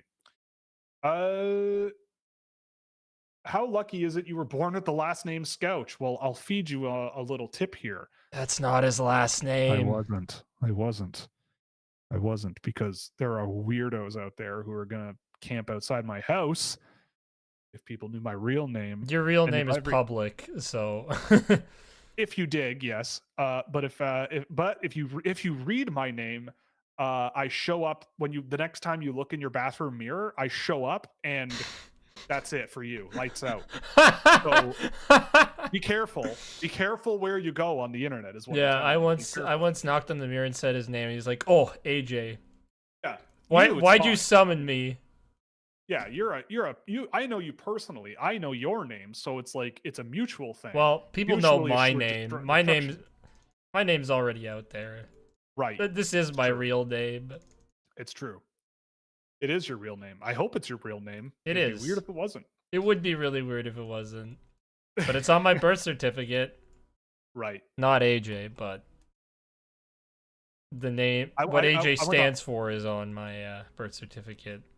I went to high school with a guy whose name was Mike, and his brother's name was Greg. That's it. Not Michael and Gregory. Mike and Greg. Well, my dad's name on his birth hilarious. certificate, because his parents did not want to give him and his brother their Italian name as their first name. My dad's name is Bert, B-U-R-T, Umberto, on his birth certificate. And my uncle's is Mark, M-A-R-C, Marcello. So Mark. Yeah, and Bert, Uncle Mark. Bert Umberto. That's my dad's name. Awesome. Yeah. That is awesome. I love that. That is great. I don't have any more notes on that. I just think that's great.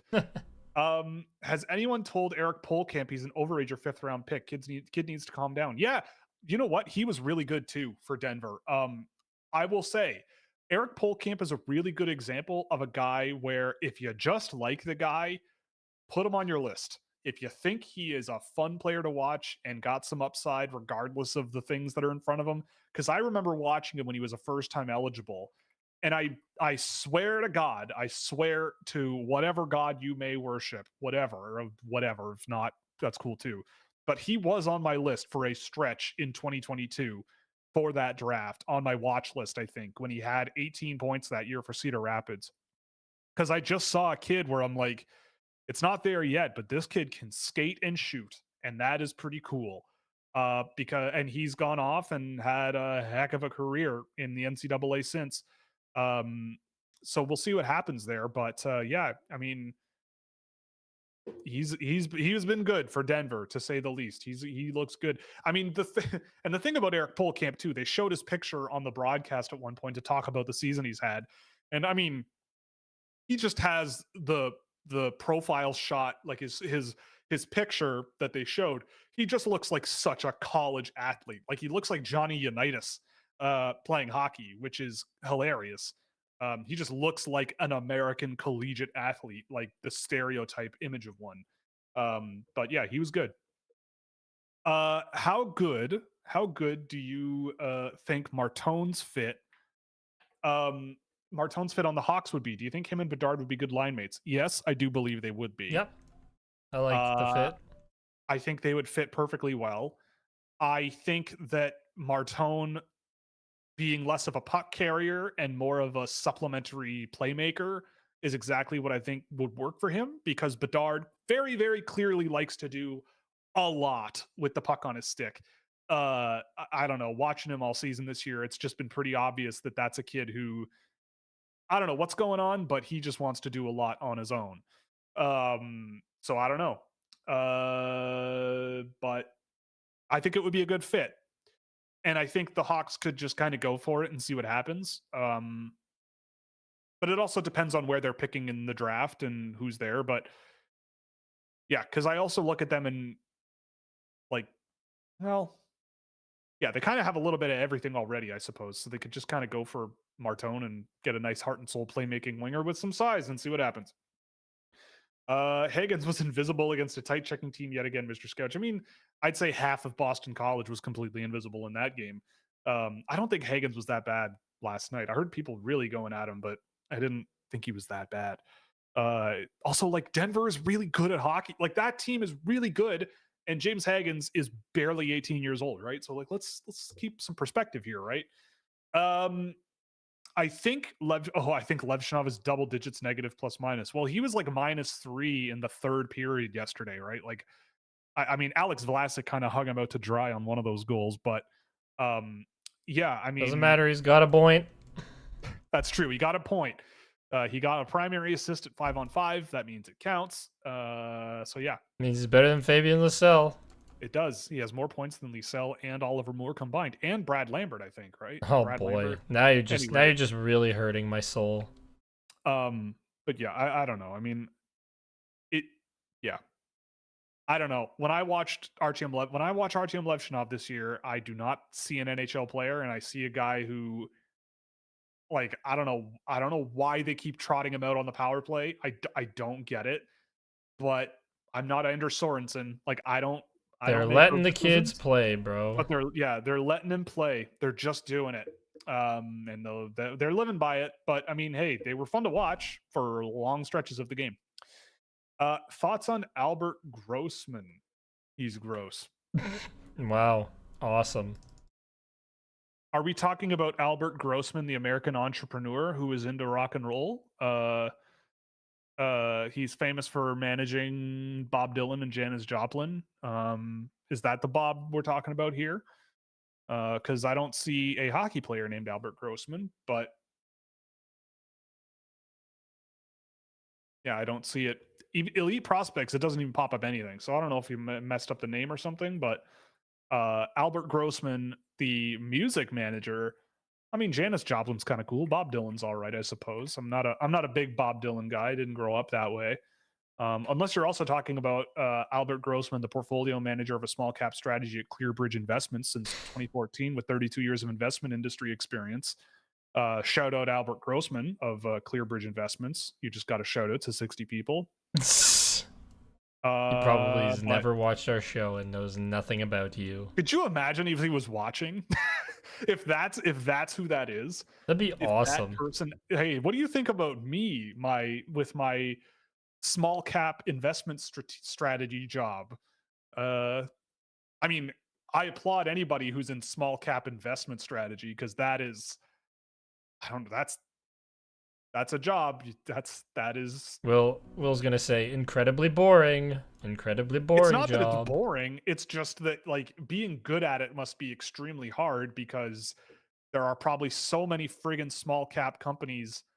Knowing, I mean, my dad is an investment guy, and he had to sit with a lot of companies who fed him a lot of crap that were all real small cap companies that were looking for investor money to uh, to burn through with their bad businesses. So picking the bad ones from the good ones and the ones that are just there to steal your money and so they could have yachts in Monaco. That's the tricky part of being a small cap guy. So maybe Albert's really good at that. Or maybe he's Uh, experienced with getting the money, securing the funds, so he can get small maybe, yachts in Monaco. maybe. Oh, we got a. Oh, my chat is really slow. Oh, Oh, we got a super chat. You don't see an NHL player in Levshinov. I mean, I'm not saying I don't. I mean, like literally today, I look at him and I'm going, that guy doesn't look ready for the NHL. I'm not saying he's not an NHL player ever, but again, like I, I'm shocked he's in the NHL. Like the only thing that makes sense that someone has told me is that they're burning a year of his entry level deal to make his extension cheaper. Which okay, right? But no, that's the like I'm not saying he's not an NHL player ever. Uh but yeah. Um just not right now when I see him. But thank you for the donation. Oh, Albert Grossman. Um this Albert Grossman with two S's. Danish kid. I can't say I've seen this person, but he's 6'6", so he's probably a first round pick. Um oh my god, my chat is so slow. Uh Okay.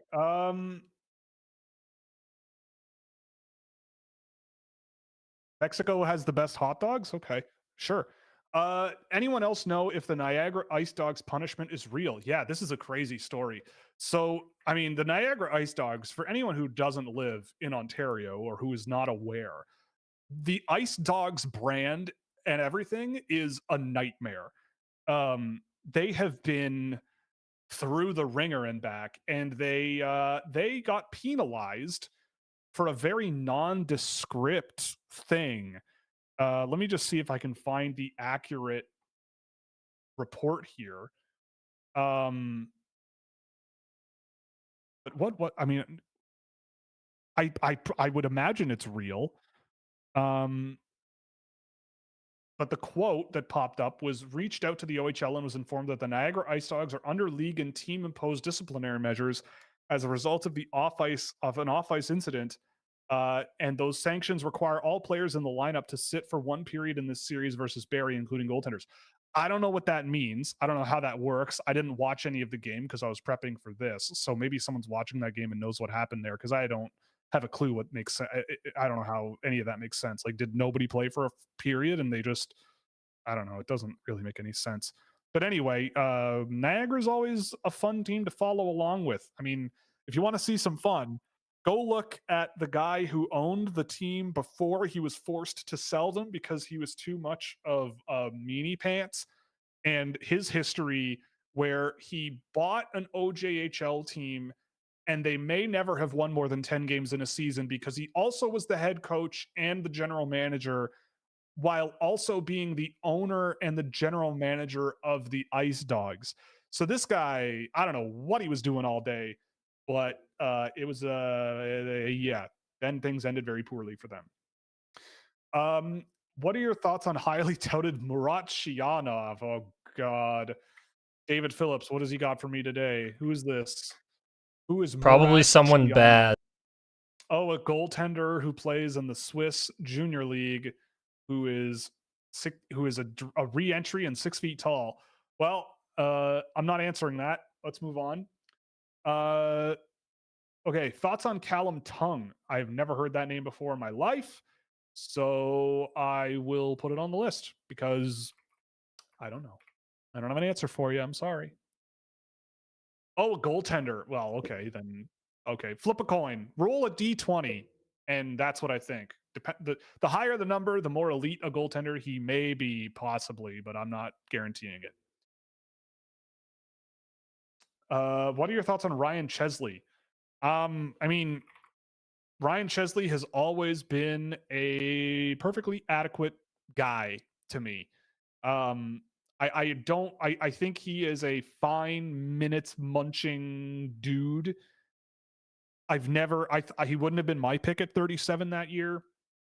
I don't know what he's gonna be in the future, but I don't think there's like a huge amount of upside there. But I think he's got a pretty safe and dependable style of play that I guess he could eat minutes in the NHL, I guess. I don't know. I also haven't seen a tremendous amount of him, but like whenever I watch Minnesota and notice Ryan Chesley, it's never for bad reasons, but he's just always there, and that's kind of how he's always been.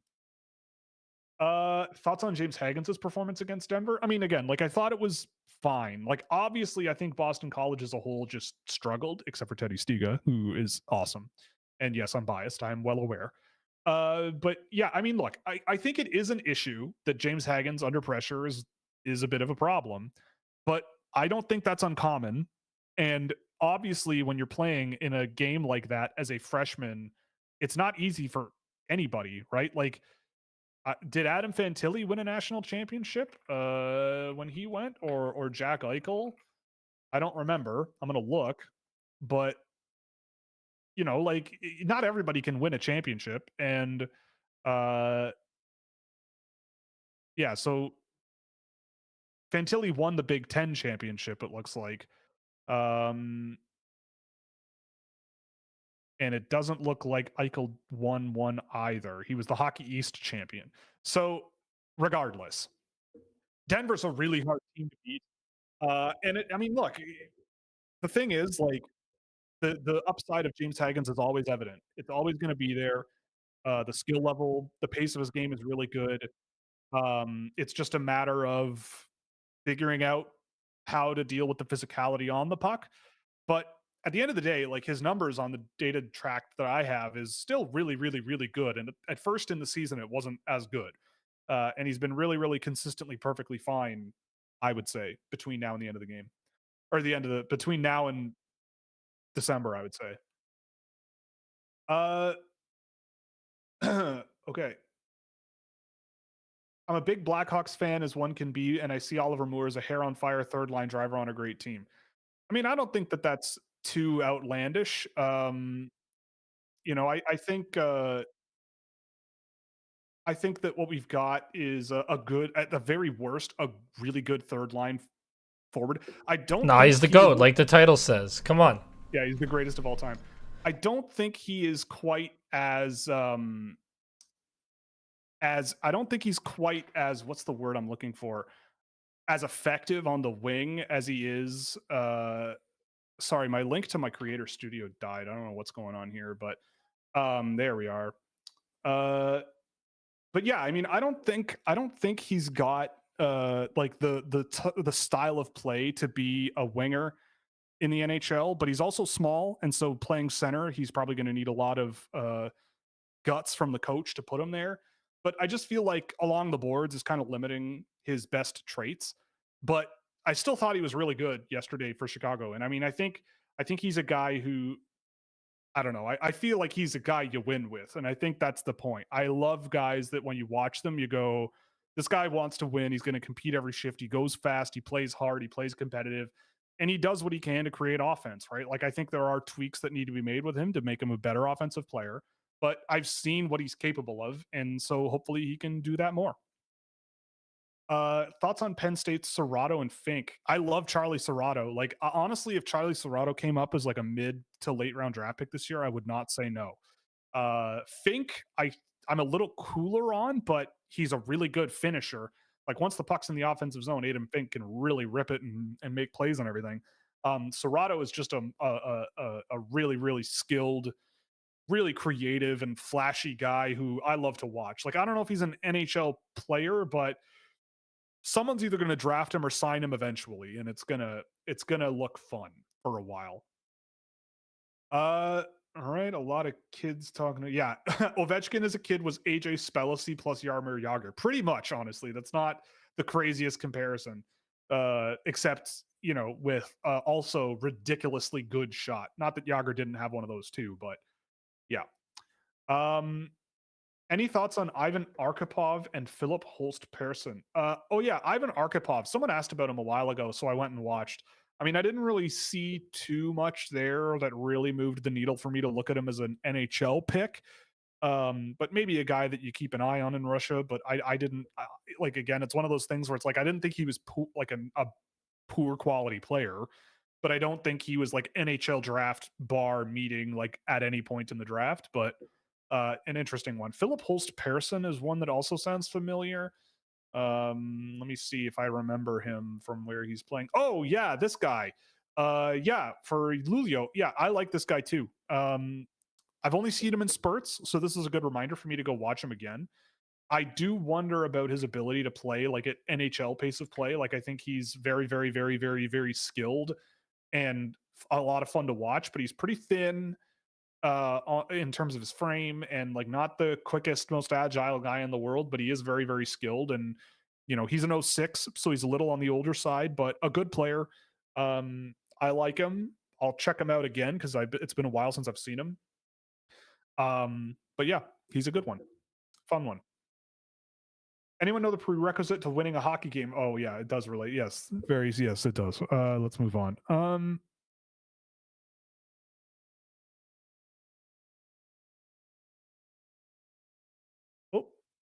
What do we okay, there's a lot of Ovi stuff. A lot of people not willing to listen to the truth. Goals are goals. At the end of the day, goals are goals. No, he's it was a fun segment. I don't care at some level. I like when you guys come at me a little bit. It's good. It's good. Keeps me on my toes. Yeah, it keeps you humble. Nothing keeps me humble. You know that. I agree that 43 is a terrible number for a skater. It's doo-doo. I don't like it. It's because of David Ortiz. My goat. It's 34. My jersey number goat remains Muhammad Ali Baba of the Indian national hockey team, a national junior team who wore number 1. I love that. A skater wearing number 1. That's my goat. Muhammad Ali Baba, if you're watching, love you, bro. Way to go. Hope I don't know what to say about it, but number 1 is a skater. I've never seen it before, never seen it since, and I love it. I knew the Saginaw Spirit had struggles keeping the puck out of their own net, but Erie scoring 17 goals in 2 games without Schaefer and Terranz is insanity. I did not know that's what was happening. There's a lot going on in hockey right now, and I'm having trouble keeping up with everything. And plus, when you see Cannibal Corpse and Meshuggah in the same night, your brain gets pretty occupied with stuff.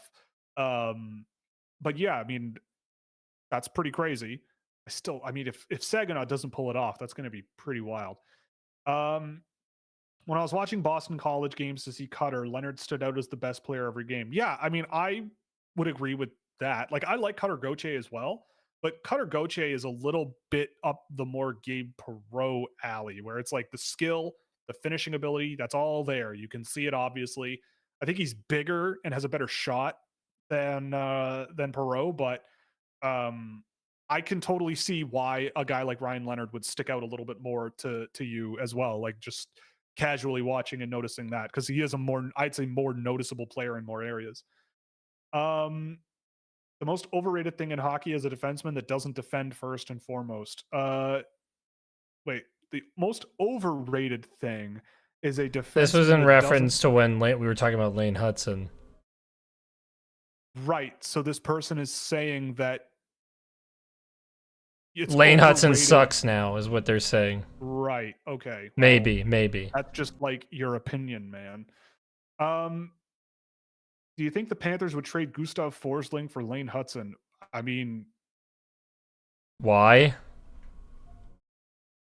it's like facetious, right? Like, because like I guess they're saying like, do you think the Florida Panthers, like they're saying like that Gustav Forsling is more valuable than Lane Hudson? But I don't want to touch that with a 10-foot pole. They're both very valuable players, but to their respective franchises in ways that I think. Well, like Florida had Brandon Montour, right? Like, I mean, if I'm Florida, I think about it. I think about that move, but I don't do it if I'm Montreal. well, it's like I don't understand. I don't understand. What I don't understand is like, why do we rain praise on certain aspects of a player's game, but when there is something else that is also very, very, very, very remarkable and a net positive, right? Like Lane Hudson has been a huge net positive for the Montreal Canadiens this year. So, like, say what you will about whatever subset of his game that you have questions about, keeping in mind that he has played more minutes than probably everyone on his team this year, and he can't even drink in the States yet. Like, he's got a huge road ahead of him for a career, right? Like, he's just getting started, and he's what, a 60-point defenseman in his rookie season, right? Like, I don't know. I'm not taking that away from him at all. So, like, yeah, like we can poke holes in players whose offensive, like you look at Simone Benoit. It's like, are you gonna look at Simone Benoit as more valuable because while he doesn't have an offensive bone in his body, he clears the front of the net really, really well. God no. It's like God you no. take all of these things in aggregate, right? Like it's not so simple as like, well, this player plays this way, therefore this, right? Like obviously, if we're looking at like Tony D'Angelo or something or Shane Gostisbehere, then yeah, like you have to be aware of the issues there, right? Like we're not; those guys aren't going to win Norris trophies.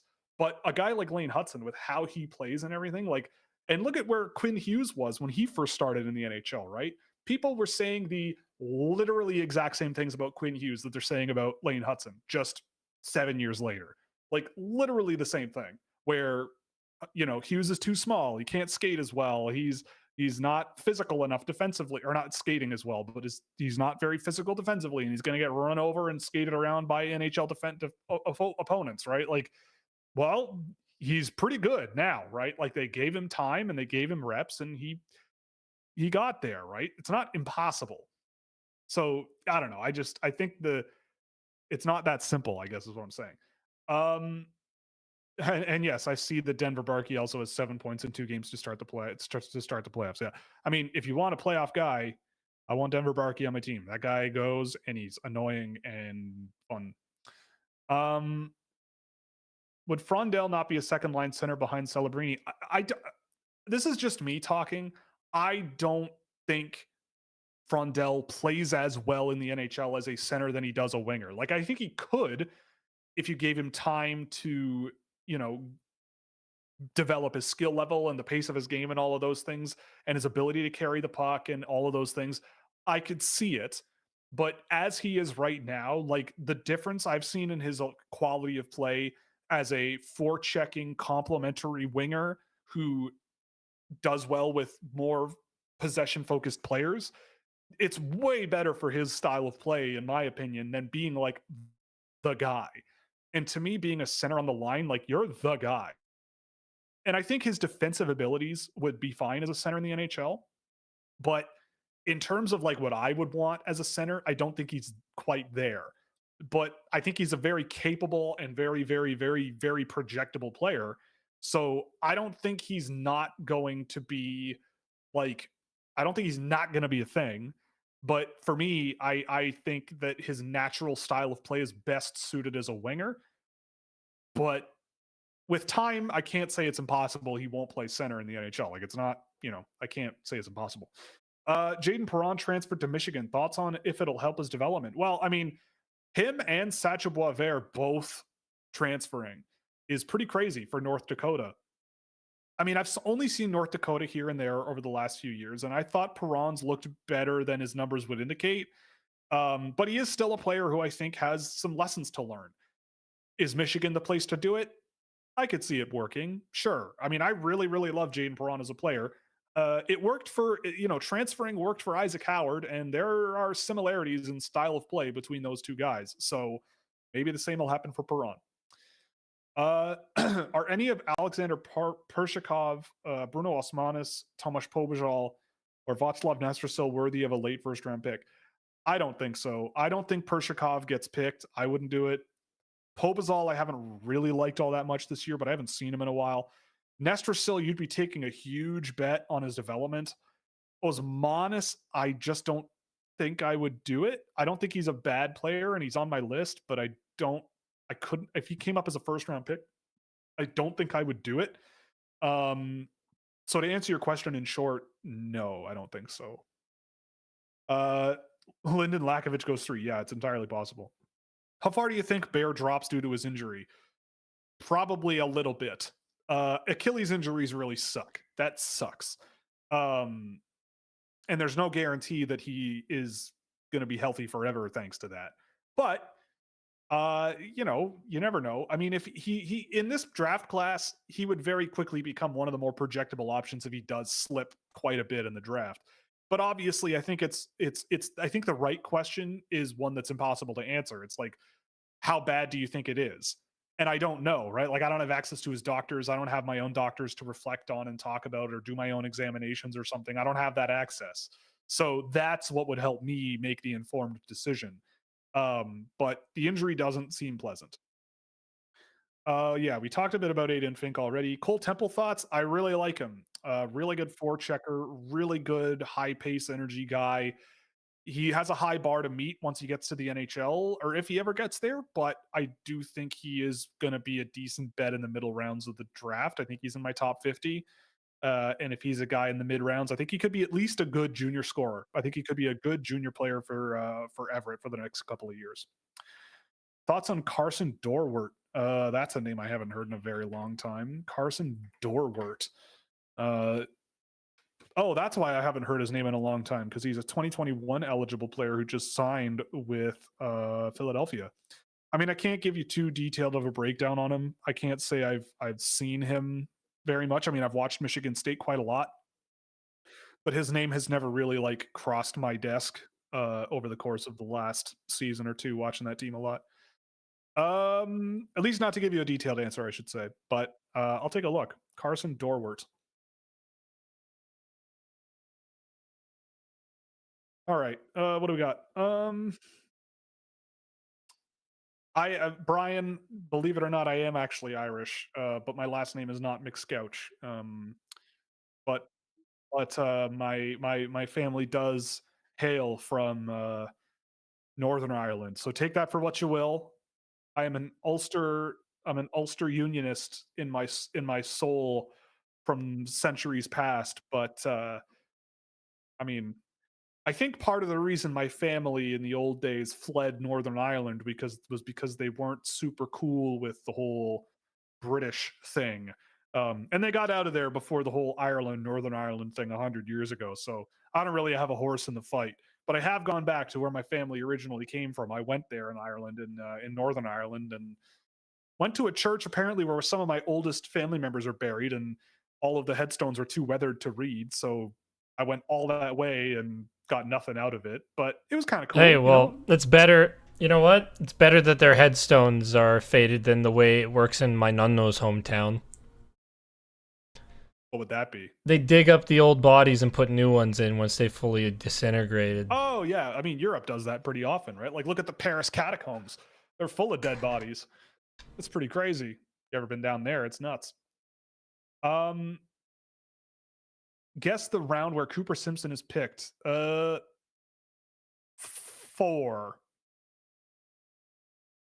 I hope everyone thinks he sucks so he drops to 9-11. Uh-oh.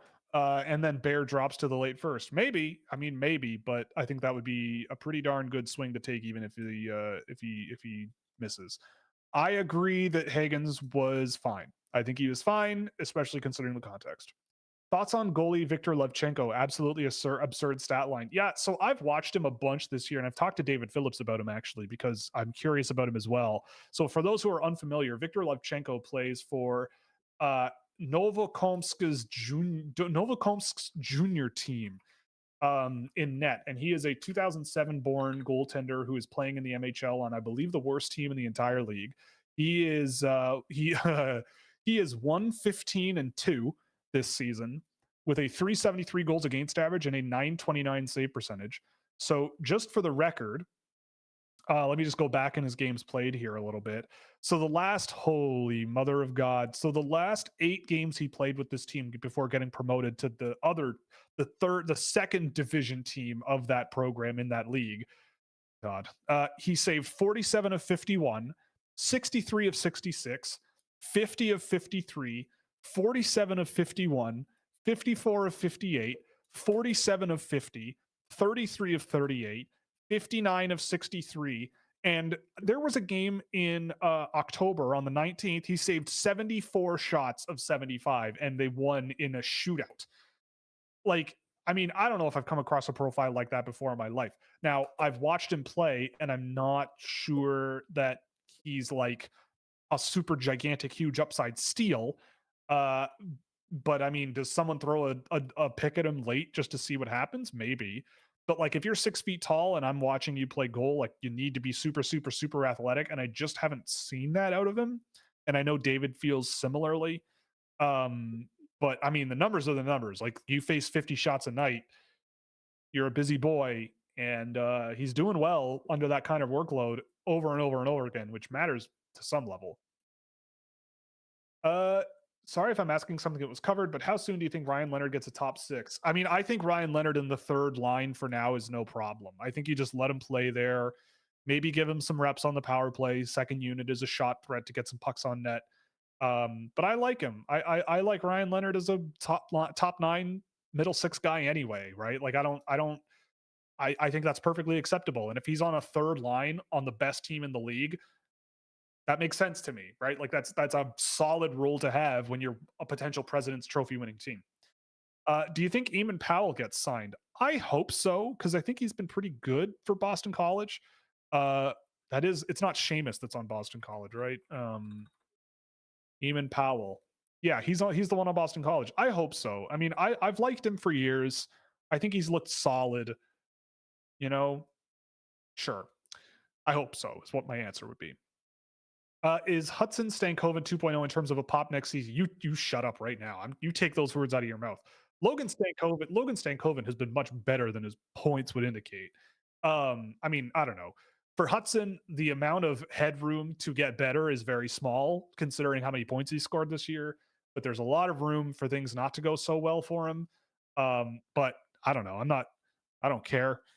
It'll be what it'll be. At the end of the day, he's still Lane Hudson. He's still an unbelievably talented player, and that doesn't change. Same thing with Stankoven. Play the long game on this, is what I'm saying. Thoughts on the mainstream media tossing the franchise tag on a kid like Schaefer before he's 18? Like, if he hits a ceiling, he's a top pair guy, but what if he's just a solid top 4?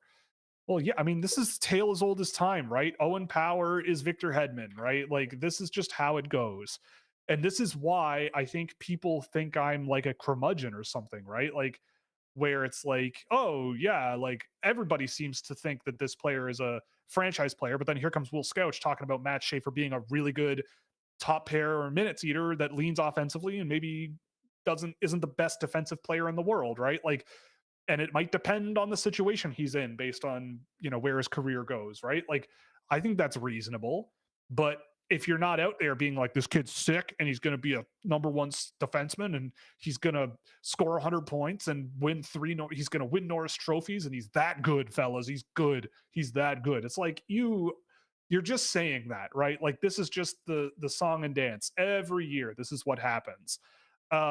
It's not, we don't live in the NHL video games, right? Like, this is not, you draft the guy with elite medium potential and then they end up the best in the league because everyone else doesn't know how to draft in those video games, right? Like, winning there are so many confounding factors at play that lead players into being top pair, whatever you want to call it, guys, right? Like, there's a lot going on there. So for me, like, I don't know, I will never, even with a Connor Bedard, right? Like, people were talking about him like he's the next, Wayne Gretzky. But I watched him and I got data on him and I'm going, he's a phenomenal player. But I'm not anointing him anything right now based on what I'm seeing. Like, there are gaps in his game that the NHL can counter, right? Like, it's reasonable to point those things out, but it's not, it's not the same thing. So I get why they do it, because if they didn't, someone else would, and they would lose out to those people. Um, but I don't know. Like, this is why I don't really listen to people all that much anymore, right? Like, it is because people, it's I don't work in media, right? Like, that's not my job. I do media, but I don't work in media, in my opinion, right? Like, I work in like athletic analysis. Like, that's my job, not media. So, if I was working in media, my goals would be very different, right? And what I would say is very, very different. And the way I would say things would be very, very different. But I can't do that. I just mentally am not capable. So yeah, I don't know. I get why they do it, but I think it sets hockey fans up to be underwhelmed and disappointed and whatever, when a lot of the time they probably shouldn't be. It just is what it is. Uh, Thoughts on my goat Ivan Galyanov? Why do I know that name too? What is happening? I know all the, yeah, Galyanov in yes, Galyanov in Niagara. I like this kid. I've seen him a few times in Niagara. Um, we'll see what happens with him next year, but he's a guy who I just remember the skill popping off a few times. Um, and I'm excited to see him next year. Teddy Stiga, hope he bigger season next year. You betcha. He's going to score 100 points next year. It's going to be sick. Tyler Hopkins, a first round pick. I'd be very surprised if he was a first round pick. Maybe a second rounder as like a sort of lower upside, smart, like hockey IQ first guy. He's got the size and he's a natural center who I think makes sense as maybe a long term bet. He's not on my list, but I could see him being a second round pick, maybe. Is Ty Nelson a playa? He can be. Ty Nelson is a lot of fun to watch. He's I don't know how he did this year. I feel like he did pretty well. Ty Nelson had 30 points in 64 games this year, or 29 in 64, which for an AHL rookie defenseman at 5'10, that's not so bad. I hope so, because I love defensemen who can shoot bombs and bullets from the point. I think Ty Nelson was the one who broke a puck in half during a game or something like that, and one half of the puck went in the net, and the other half went into the netting. And I don't think it counted because the whole puck has to go in the net or some rule like that. I think that was him, something crazy like that. Have you had the chance to check out Pulkkinen since he came over to the AHL? No, I have not, but I want some Jesse Pulkkinen in my life because I have not seen much of him at all, and I want to see that guy play hockey. Thoughts on Roman Lutsev? He's one of these guys in Russia where like he pops for a second and then disappears. Pretty good, skilled player with good puck protection skill, but I just don't know if I see an NHL draft pick there. But maybe someone takes a flyer on him. I tracked a few games of him last year and it just was not doing much for me then. And I looked at him this year and I just haven't seen a huge jump that really gives me a lot of hope relative to what I had last year. Kid on my squirt team wore number 1 as a skater. Well, that kid is the GOAT. Get that kid a hockey card right away. In my opinion, Leonard is an insane college player, but I'm not sold on his NHL potential. Yeah, I agree with you on this. Like the ceiling of his get me the puck and get out of my way game, that's kind of what it is. Like that's why I've said like middle six, complementary, physical power forward, right? Like he won't, I don't think he's going to be the guy, but he will have moments where he is the guy and he has a really good ability to finish playoff, right? Like I think he's going to be a good NHL player, but I think people are real, like, especially after the World Juniors, like really, really, really, really high on him. But again, like the thing too is like everybody should remember the NHL is really hard. It's a really, really hard league to play well in. And pretty much everywhere else you play is not really a guarantee of success if you play well somewhere else. Like it sometimes just is not.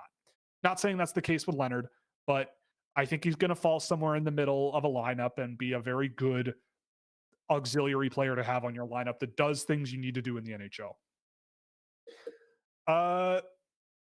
How many defensemen in this draft do you think are projectable as top pair guys? I mean, maybe Schaefer, and that's it. I mean, genuinely projectable to top pair. I mean, if absolutely everything goes right for Jackson Smith, maybe just because of the tools he's got, but that's it, I think. Um, Dorofeyev quietly has 30 goals. He does. Pavel Dorofeyev has 30 goals this year. Is he like a Holtz? I mean, I had him in the second round. I think I had him at like 36 or 37 in 2019. And I liked him, but I did not think he was ever going to be a huge NHL player, right? Like I thought that he was very much a complimentary finisher who had some good skill and a good frame to build around, but just I kind of looked at him and went, he's not a very diverse sort of player. Like he was a very dominant NHL player, but didn't really wow me that much. He just scored a lot, but he's worked out quite nicely. Obviously, 30 goals is 30 goals. Um, but he's not like Alexander Holtz, I would say, not at all. The Phantoms have been playing Luchenko with Gendron in their first 2 games in the AHL. How do you think they would mesh on a line together? Probably very, very well. I would say that, and we'll move on because I love both of those players. Do you think Colin Potter is more likely to have a team fall in love with him, draft him earlier than expected, or fall past his expected range? Fall past his expected range. I mean, I've spoken to some people that think he's probably a middle of the first round pick, which fair enough. But I think that that's similar to like when Kyle Connor went in the middle of the first round. Like people kind of looked at him and said, well, what about the defending and this and this and this? But then you look at him and it's like, well, but can you really argue when he's scoring 30, 40 goals a year and like scoring and scoring and scoring and maybe not the elite all around player you want, but are you going to complain about getting a guy like that in the middle of the first round? Like probably not. And so for me, I mean, I think Colin Potter has a ton to offer in his future. But the fact that he's not very big, the fact that he plays with a lot of speed and flash and everything, I think people kind of doubt that about projecting to the NHL, whereas I am a little more favorable to that. But yeah, I don't know. I think Potter probably falls a little bit. I mean, there's always players that NHL teams will value more for whatever reason, whether it's size, position, physicality, whatever. So you never know. But I think it's more likely he slips a bit. Liesel, 2 goals in last 10 games. Reasons why? He's too good. He's too good to score goals. That's it. Transferring worked for Colangelo. Yeah, transferring worked for Sam Colangelo. That's another one. Yeah, Isaac Howard was another one. It seemed to be doing well. Yeah, he's been doing well in the NHL too. Mathis Preston, next second overall. Yo, Mathis Preston, first overall. Son, you heard it here first. Who cares about Gavin McKenna? I mean, I'm half joking, but I adore Mathis Preston. I really, really, really do. He's a great player. But yeah, I think he'll be very, very high on my list next year. I don't know where, but he'll be very high. Who would be the best at baseball between you two? Probably me. Probably me, because Italians can't play baseball. Um, who won the Frozen Four? What I will say, Oh, okay. I was pretty good at outfield, but I was not very good at hitting the ball. So you want to get me in, like, you want to put me in as a pinch runner? I'll kill it. Pinch runner, then go play defense? Yeah. That's what I'm good at. Right. Pinch runner. Best pinch runner you ever saw in your life. Oh, hell yeah. I'm okay. I'm fast, man. Just like, the Keemstar thing. Oh, jeez.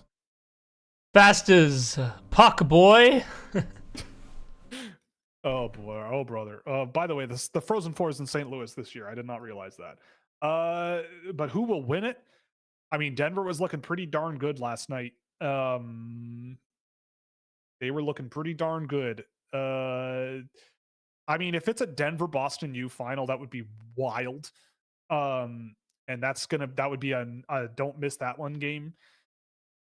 But I'm gonna go Denver. I think they're just so good. I don't know. I feel like that's a team that can win it all. McKenna or DuPont? Probably McKenna, but DuPont. I mean, it's hard. They're 2 years apart, but probably McKenna. But they're also very different styles of players. I thought Liesel actually looked pretty good the other day. Yeah, Liesel's been really good. He's done nothing. He's done everything but score. It's because he's awesome, but can't score. When he's on the ice, 33% of Boston's shot attempts are coming from him. right? Like he is one of the few offensive drivers on the Boston Bruins Hey, at all Will. right now. What was that Yes. game where the Boston Bruins had like very minimal shot attempts? The They had like second 30. game. Okay, why Yeah. don't you retrieve the stat because I want this to land, please. It He had would like have been the 6 second shot game. attempts. I think he had like 6 shot It attempts. was six Yeah, shot against attempts. LA. Yeah. So they played the LA Kings, a very notoriously suffocating team. They had 31 shot attempts at even strength. Let's just make it 5-on-5. 31 shot attempts at even strength. And of all of them, Fabian Lysell had 6. Because he And rocks. the next highest on the team were 4 players with 3. and in that game, he basically set up a goal, but did not get a point on it because LA got possession back, but he disrupted the possession, didn't touch the puck, and then it led to a 2-on-1 where the Bruins scored. And he's had 2 points like 2 phantom points like that. 2 phantom points like that. It's ridiculous. They had 5 players. It looks like a whole line. They had 5 players above a 50% shot attempt share in that game. 2 of them were 56%. Then they had 65, and then 2 of them at 71. Pavel Zacha and Fabian Lysell. So those 2 guys in a game against the LA Kings were the ones who were driving the bus the most. And so yeah, the Fabian Lysell slander is just getting a little bit ridiculous to me, considering what he's been doing so He's far. And every time I watch awesome. the Bruins, he's looked very, very, very impressive to me. Better than Owen Power because no, it's true. I saw Owen Power play yesterday, and dude, he's not very good. Like he's got moments of really good. Actually, well, okay, it's not that he's not very good. He's got moments of really good and a lot of moments of really. Ugh. Yeah, he's one of those, like, it's like Levshinov. There are moments where you go, holy shit, what in the name of heck is going to happen here? But I like Power more than I like Levshinov. At least I think. I would agree. Yeah, I would agree with that. I think there's a lot more offense there to play around with. Yeah. Okay, let's finish up the show here. Yep. Do you think TJ Hughes gets signed out of Michigan? Potentially. I don't think he's an NHL player, but I have liked him when I see Michigan, so I would think he gets signed somewhere to something and maybe marches his way through a depth chart over time, but I don't think he's like a go right to the NHL type player, but I think I would probably look at giving him an offer. If you were Trey Augustine, would you stay at MSU or sign with the tire fire goalie logjam that is the Detroit Red Wings? Well, you just answered your own question, right? Like, what would you do? I mean, Trey Augustine, I mean, he doesn't really have much more to learn in MSU really as a goaltender. He's just been so good for a few years, but I mean, I don't know. What's one more year, right? Like the Red Wings have quite a lot of goaltenders already. You know, one more year to maybe win a championship, maybe. Yeah, I don't know, but you could go either way, honestly, I feel like, but I don't know. I don't think there's any rush to move goaltenders along at all ever. Still bullish on Stiga. I will never not be bullish on Stiga. I will be dead in the ground before I'm bearish on him. I'm playing in a local hockey tournament at the end of April. Can I send you the tape so you can break it down? Yeah, sure. I mean, yeah, I mean, I guess if you want, I'm gonna be brutal. I'm gonna be devastating. It's gonna be. Will's the least devastating person I know. I'm gonna be devastating. No, you're not. I'm gonna rip you apart. Well, I'm gonna make you never want to play hockey respectfully, ever again. I love you, but you're kind of a pansy that way. Let's be real. Let's be real, okay? You sugarcoat things. You're a nice guy, okay? Yeah, I am. But you're too nice. The way I is. No, you're too nice. But look, the line of work that I am in, I do not put in the work that these athletes do. So I am in no position. Because you steal other people's lists and then you pass it off as your own. Right. Yeah, sorry. You got me again. Exactly. Exactly. I'm always right. I'm always right. I'm the brutally honest one. Yes, Ovi sucks. Does this season change what position or tier you would rank Lane Hudson? How high does he move up on your board? Does he seem more? He seems more and more like a game changer. So let me just, for the record, I had Hudson. Where did I have him? Too low. I had Hudson at 24. Too low. And the guys ahead of him were Gauthier, Howard, Kulich, Korchinski, Kasper, Östlund, Noah Östlund on a rip, by the way, I should mention. Mm-hmm. Jeff Merrick's new favorite player, by the way. Right. Danila Yurov was ahead of him. I definitely would put him ahead of Yurov. I mean, yeah, like Hudson, the problem with Hudson is like you can't be too revisionist history here because when he was that age, he genuinely was not very good in his own end.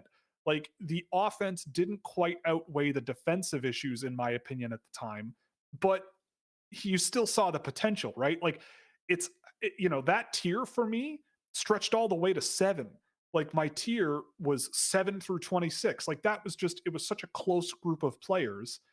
Like I had Seamus Casey higher, and I remember exactly why I had Seamus Casey higher.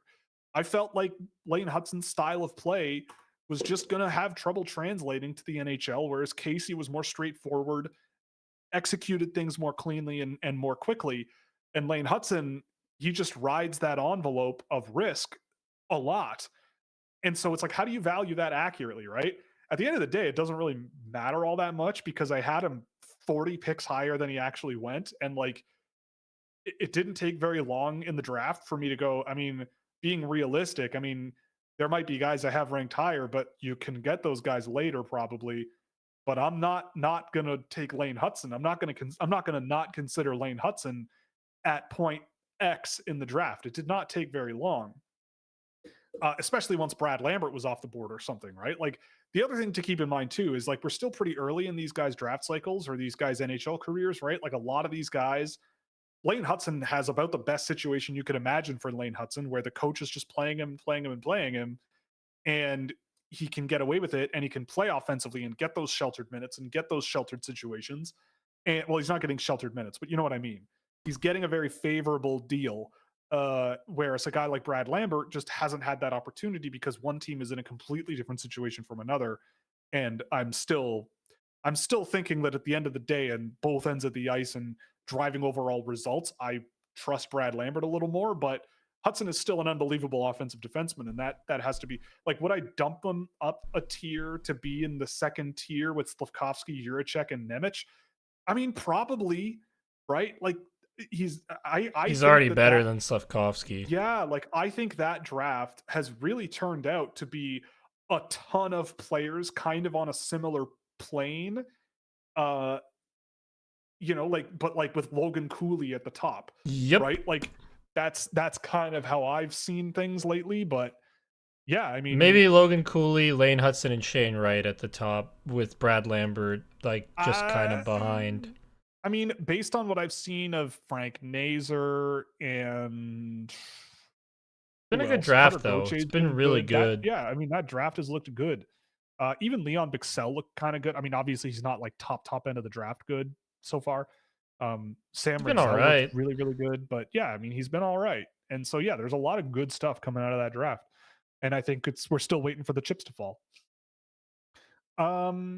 Thoughts on who you think is going to win the Scouching Prospect Fantasy League this year? Not me. I'll tell you what, Fantrax never got back to me about fixing our playoff structure, so we're going to have to figure something else out.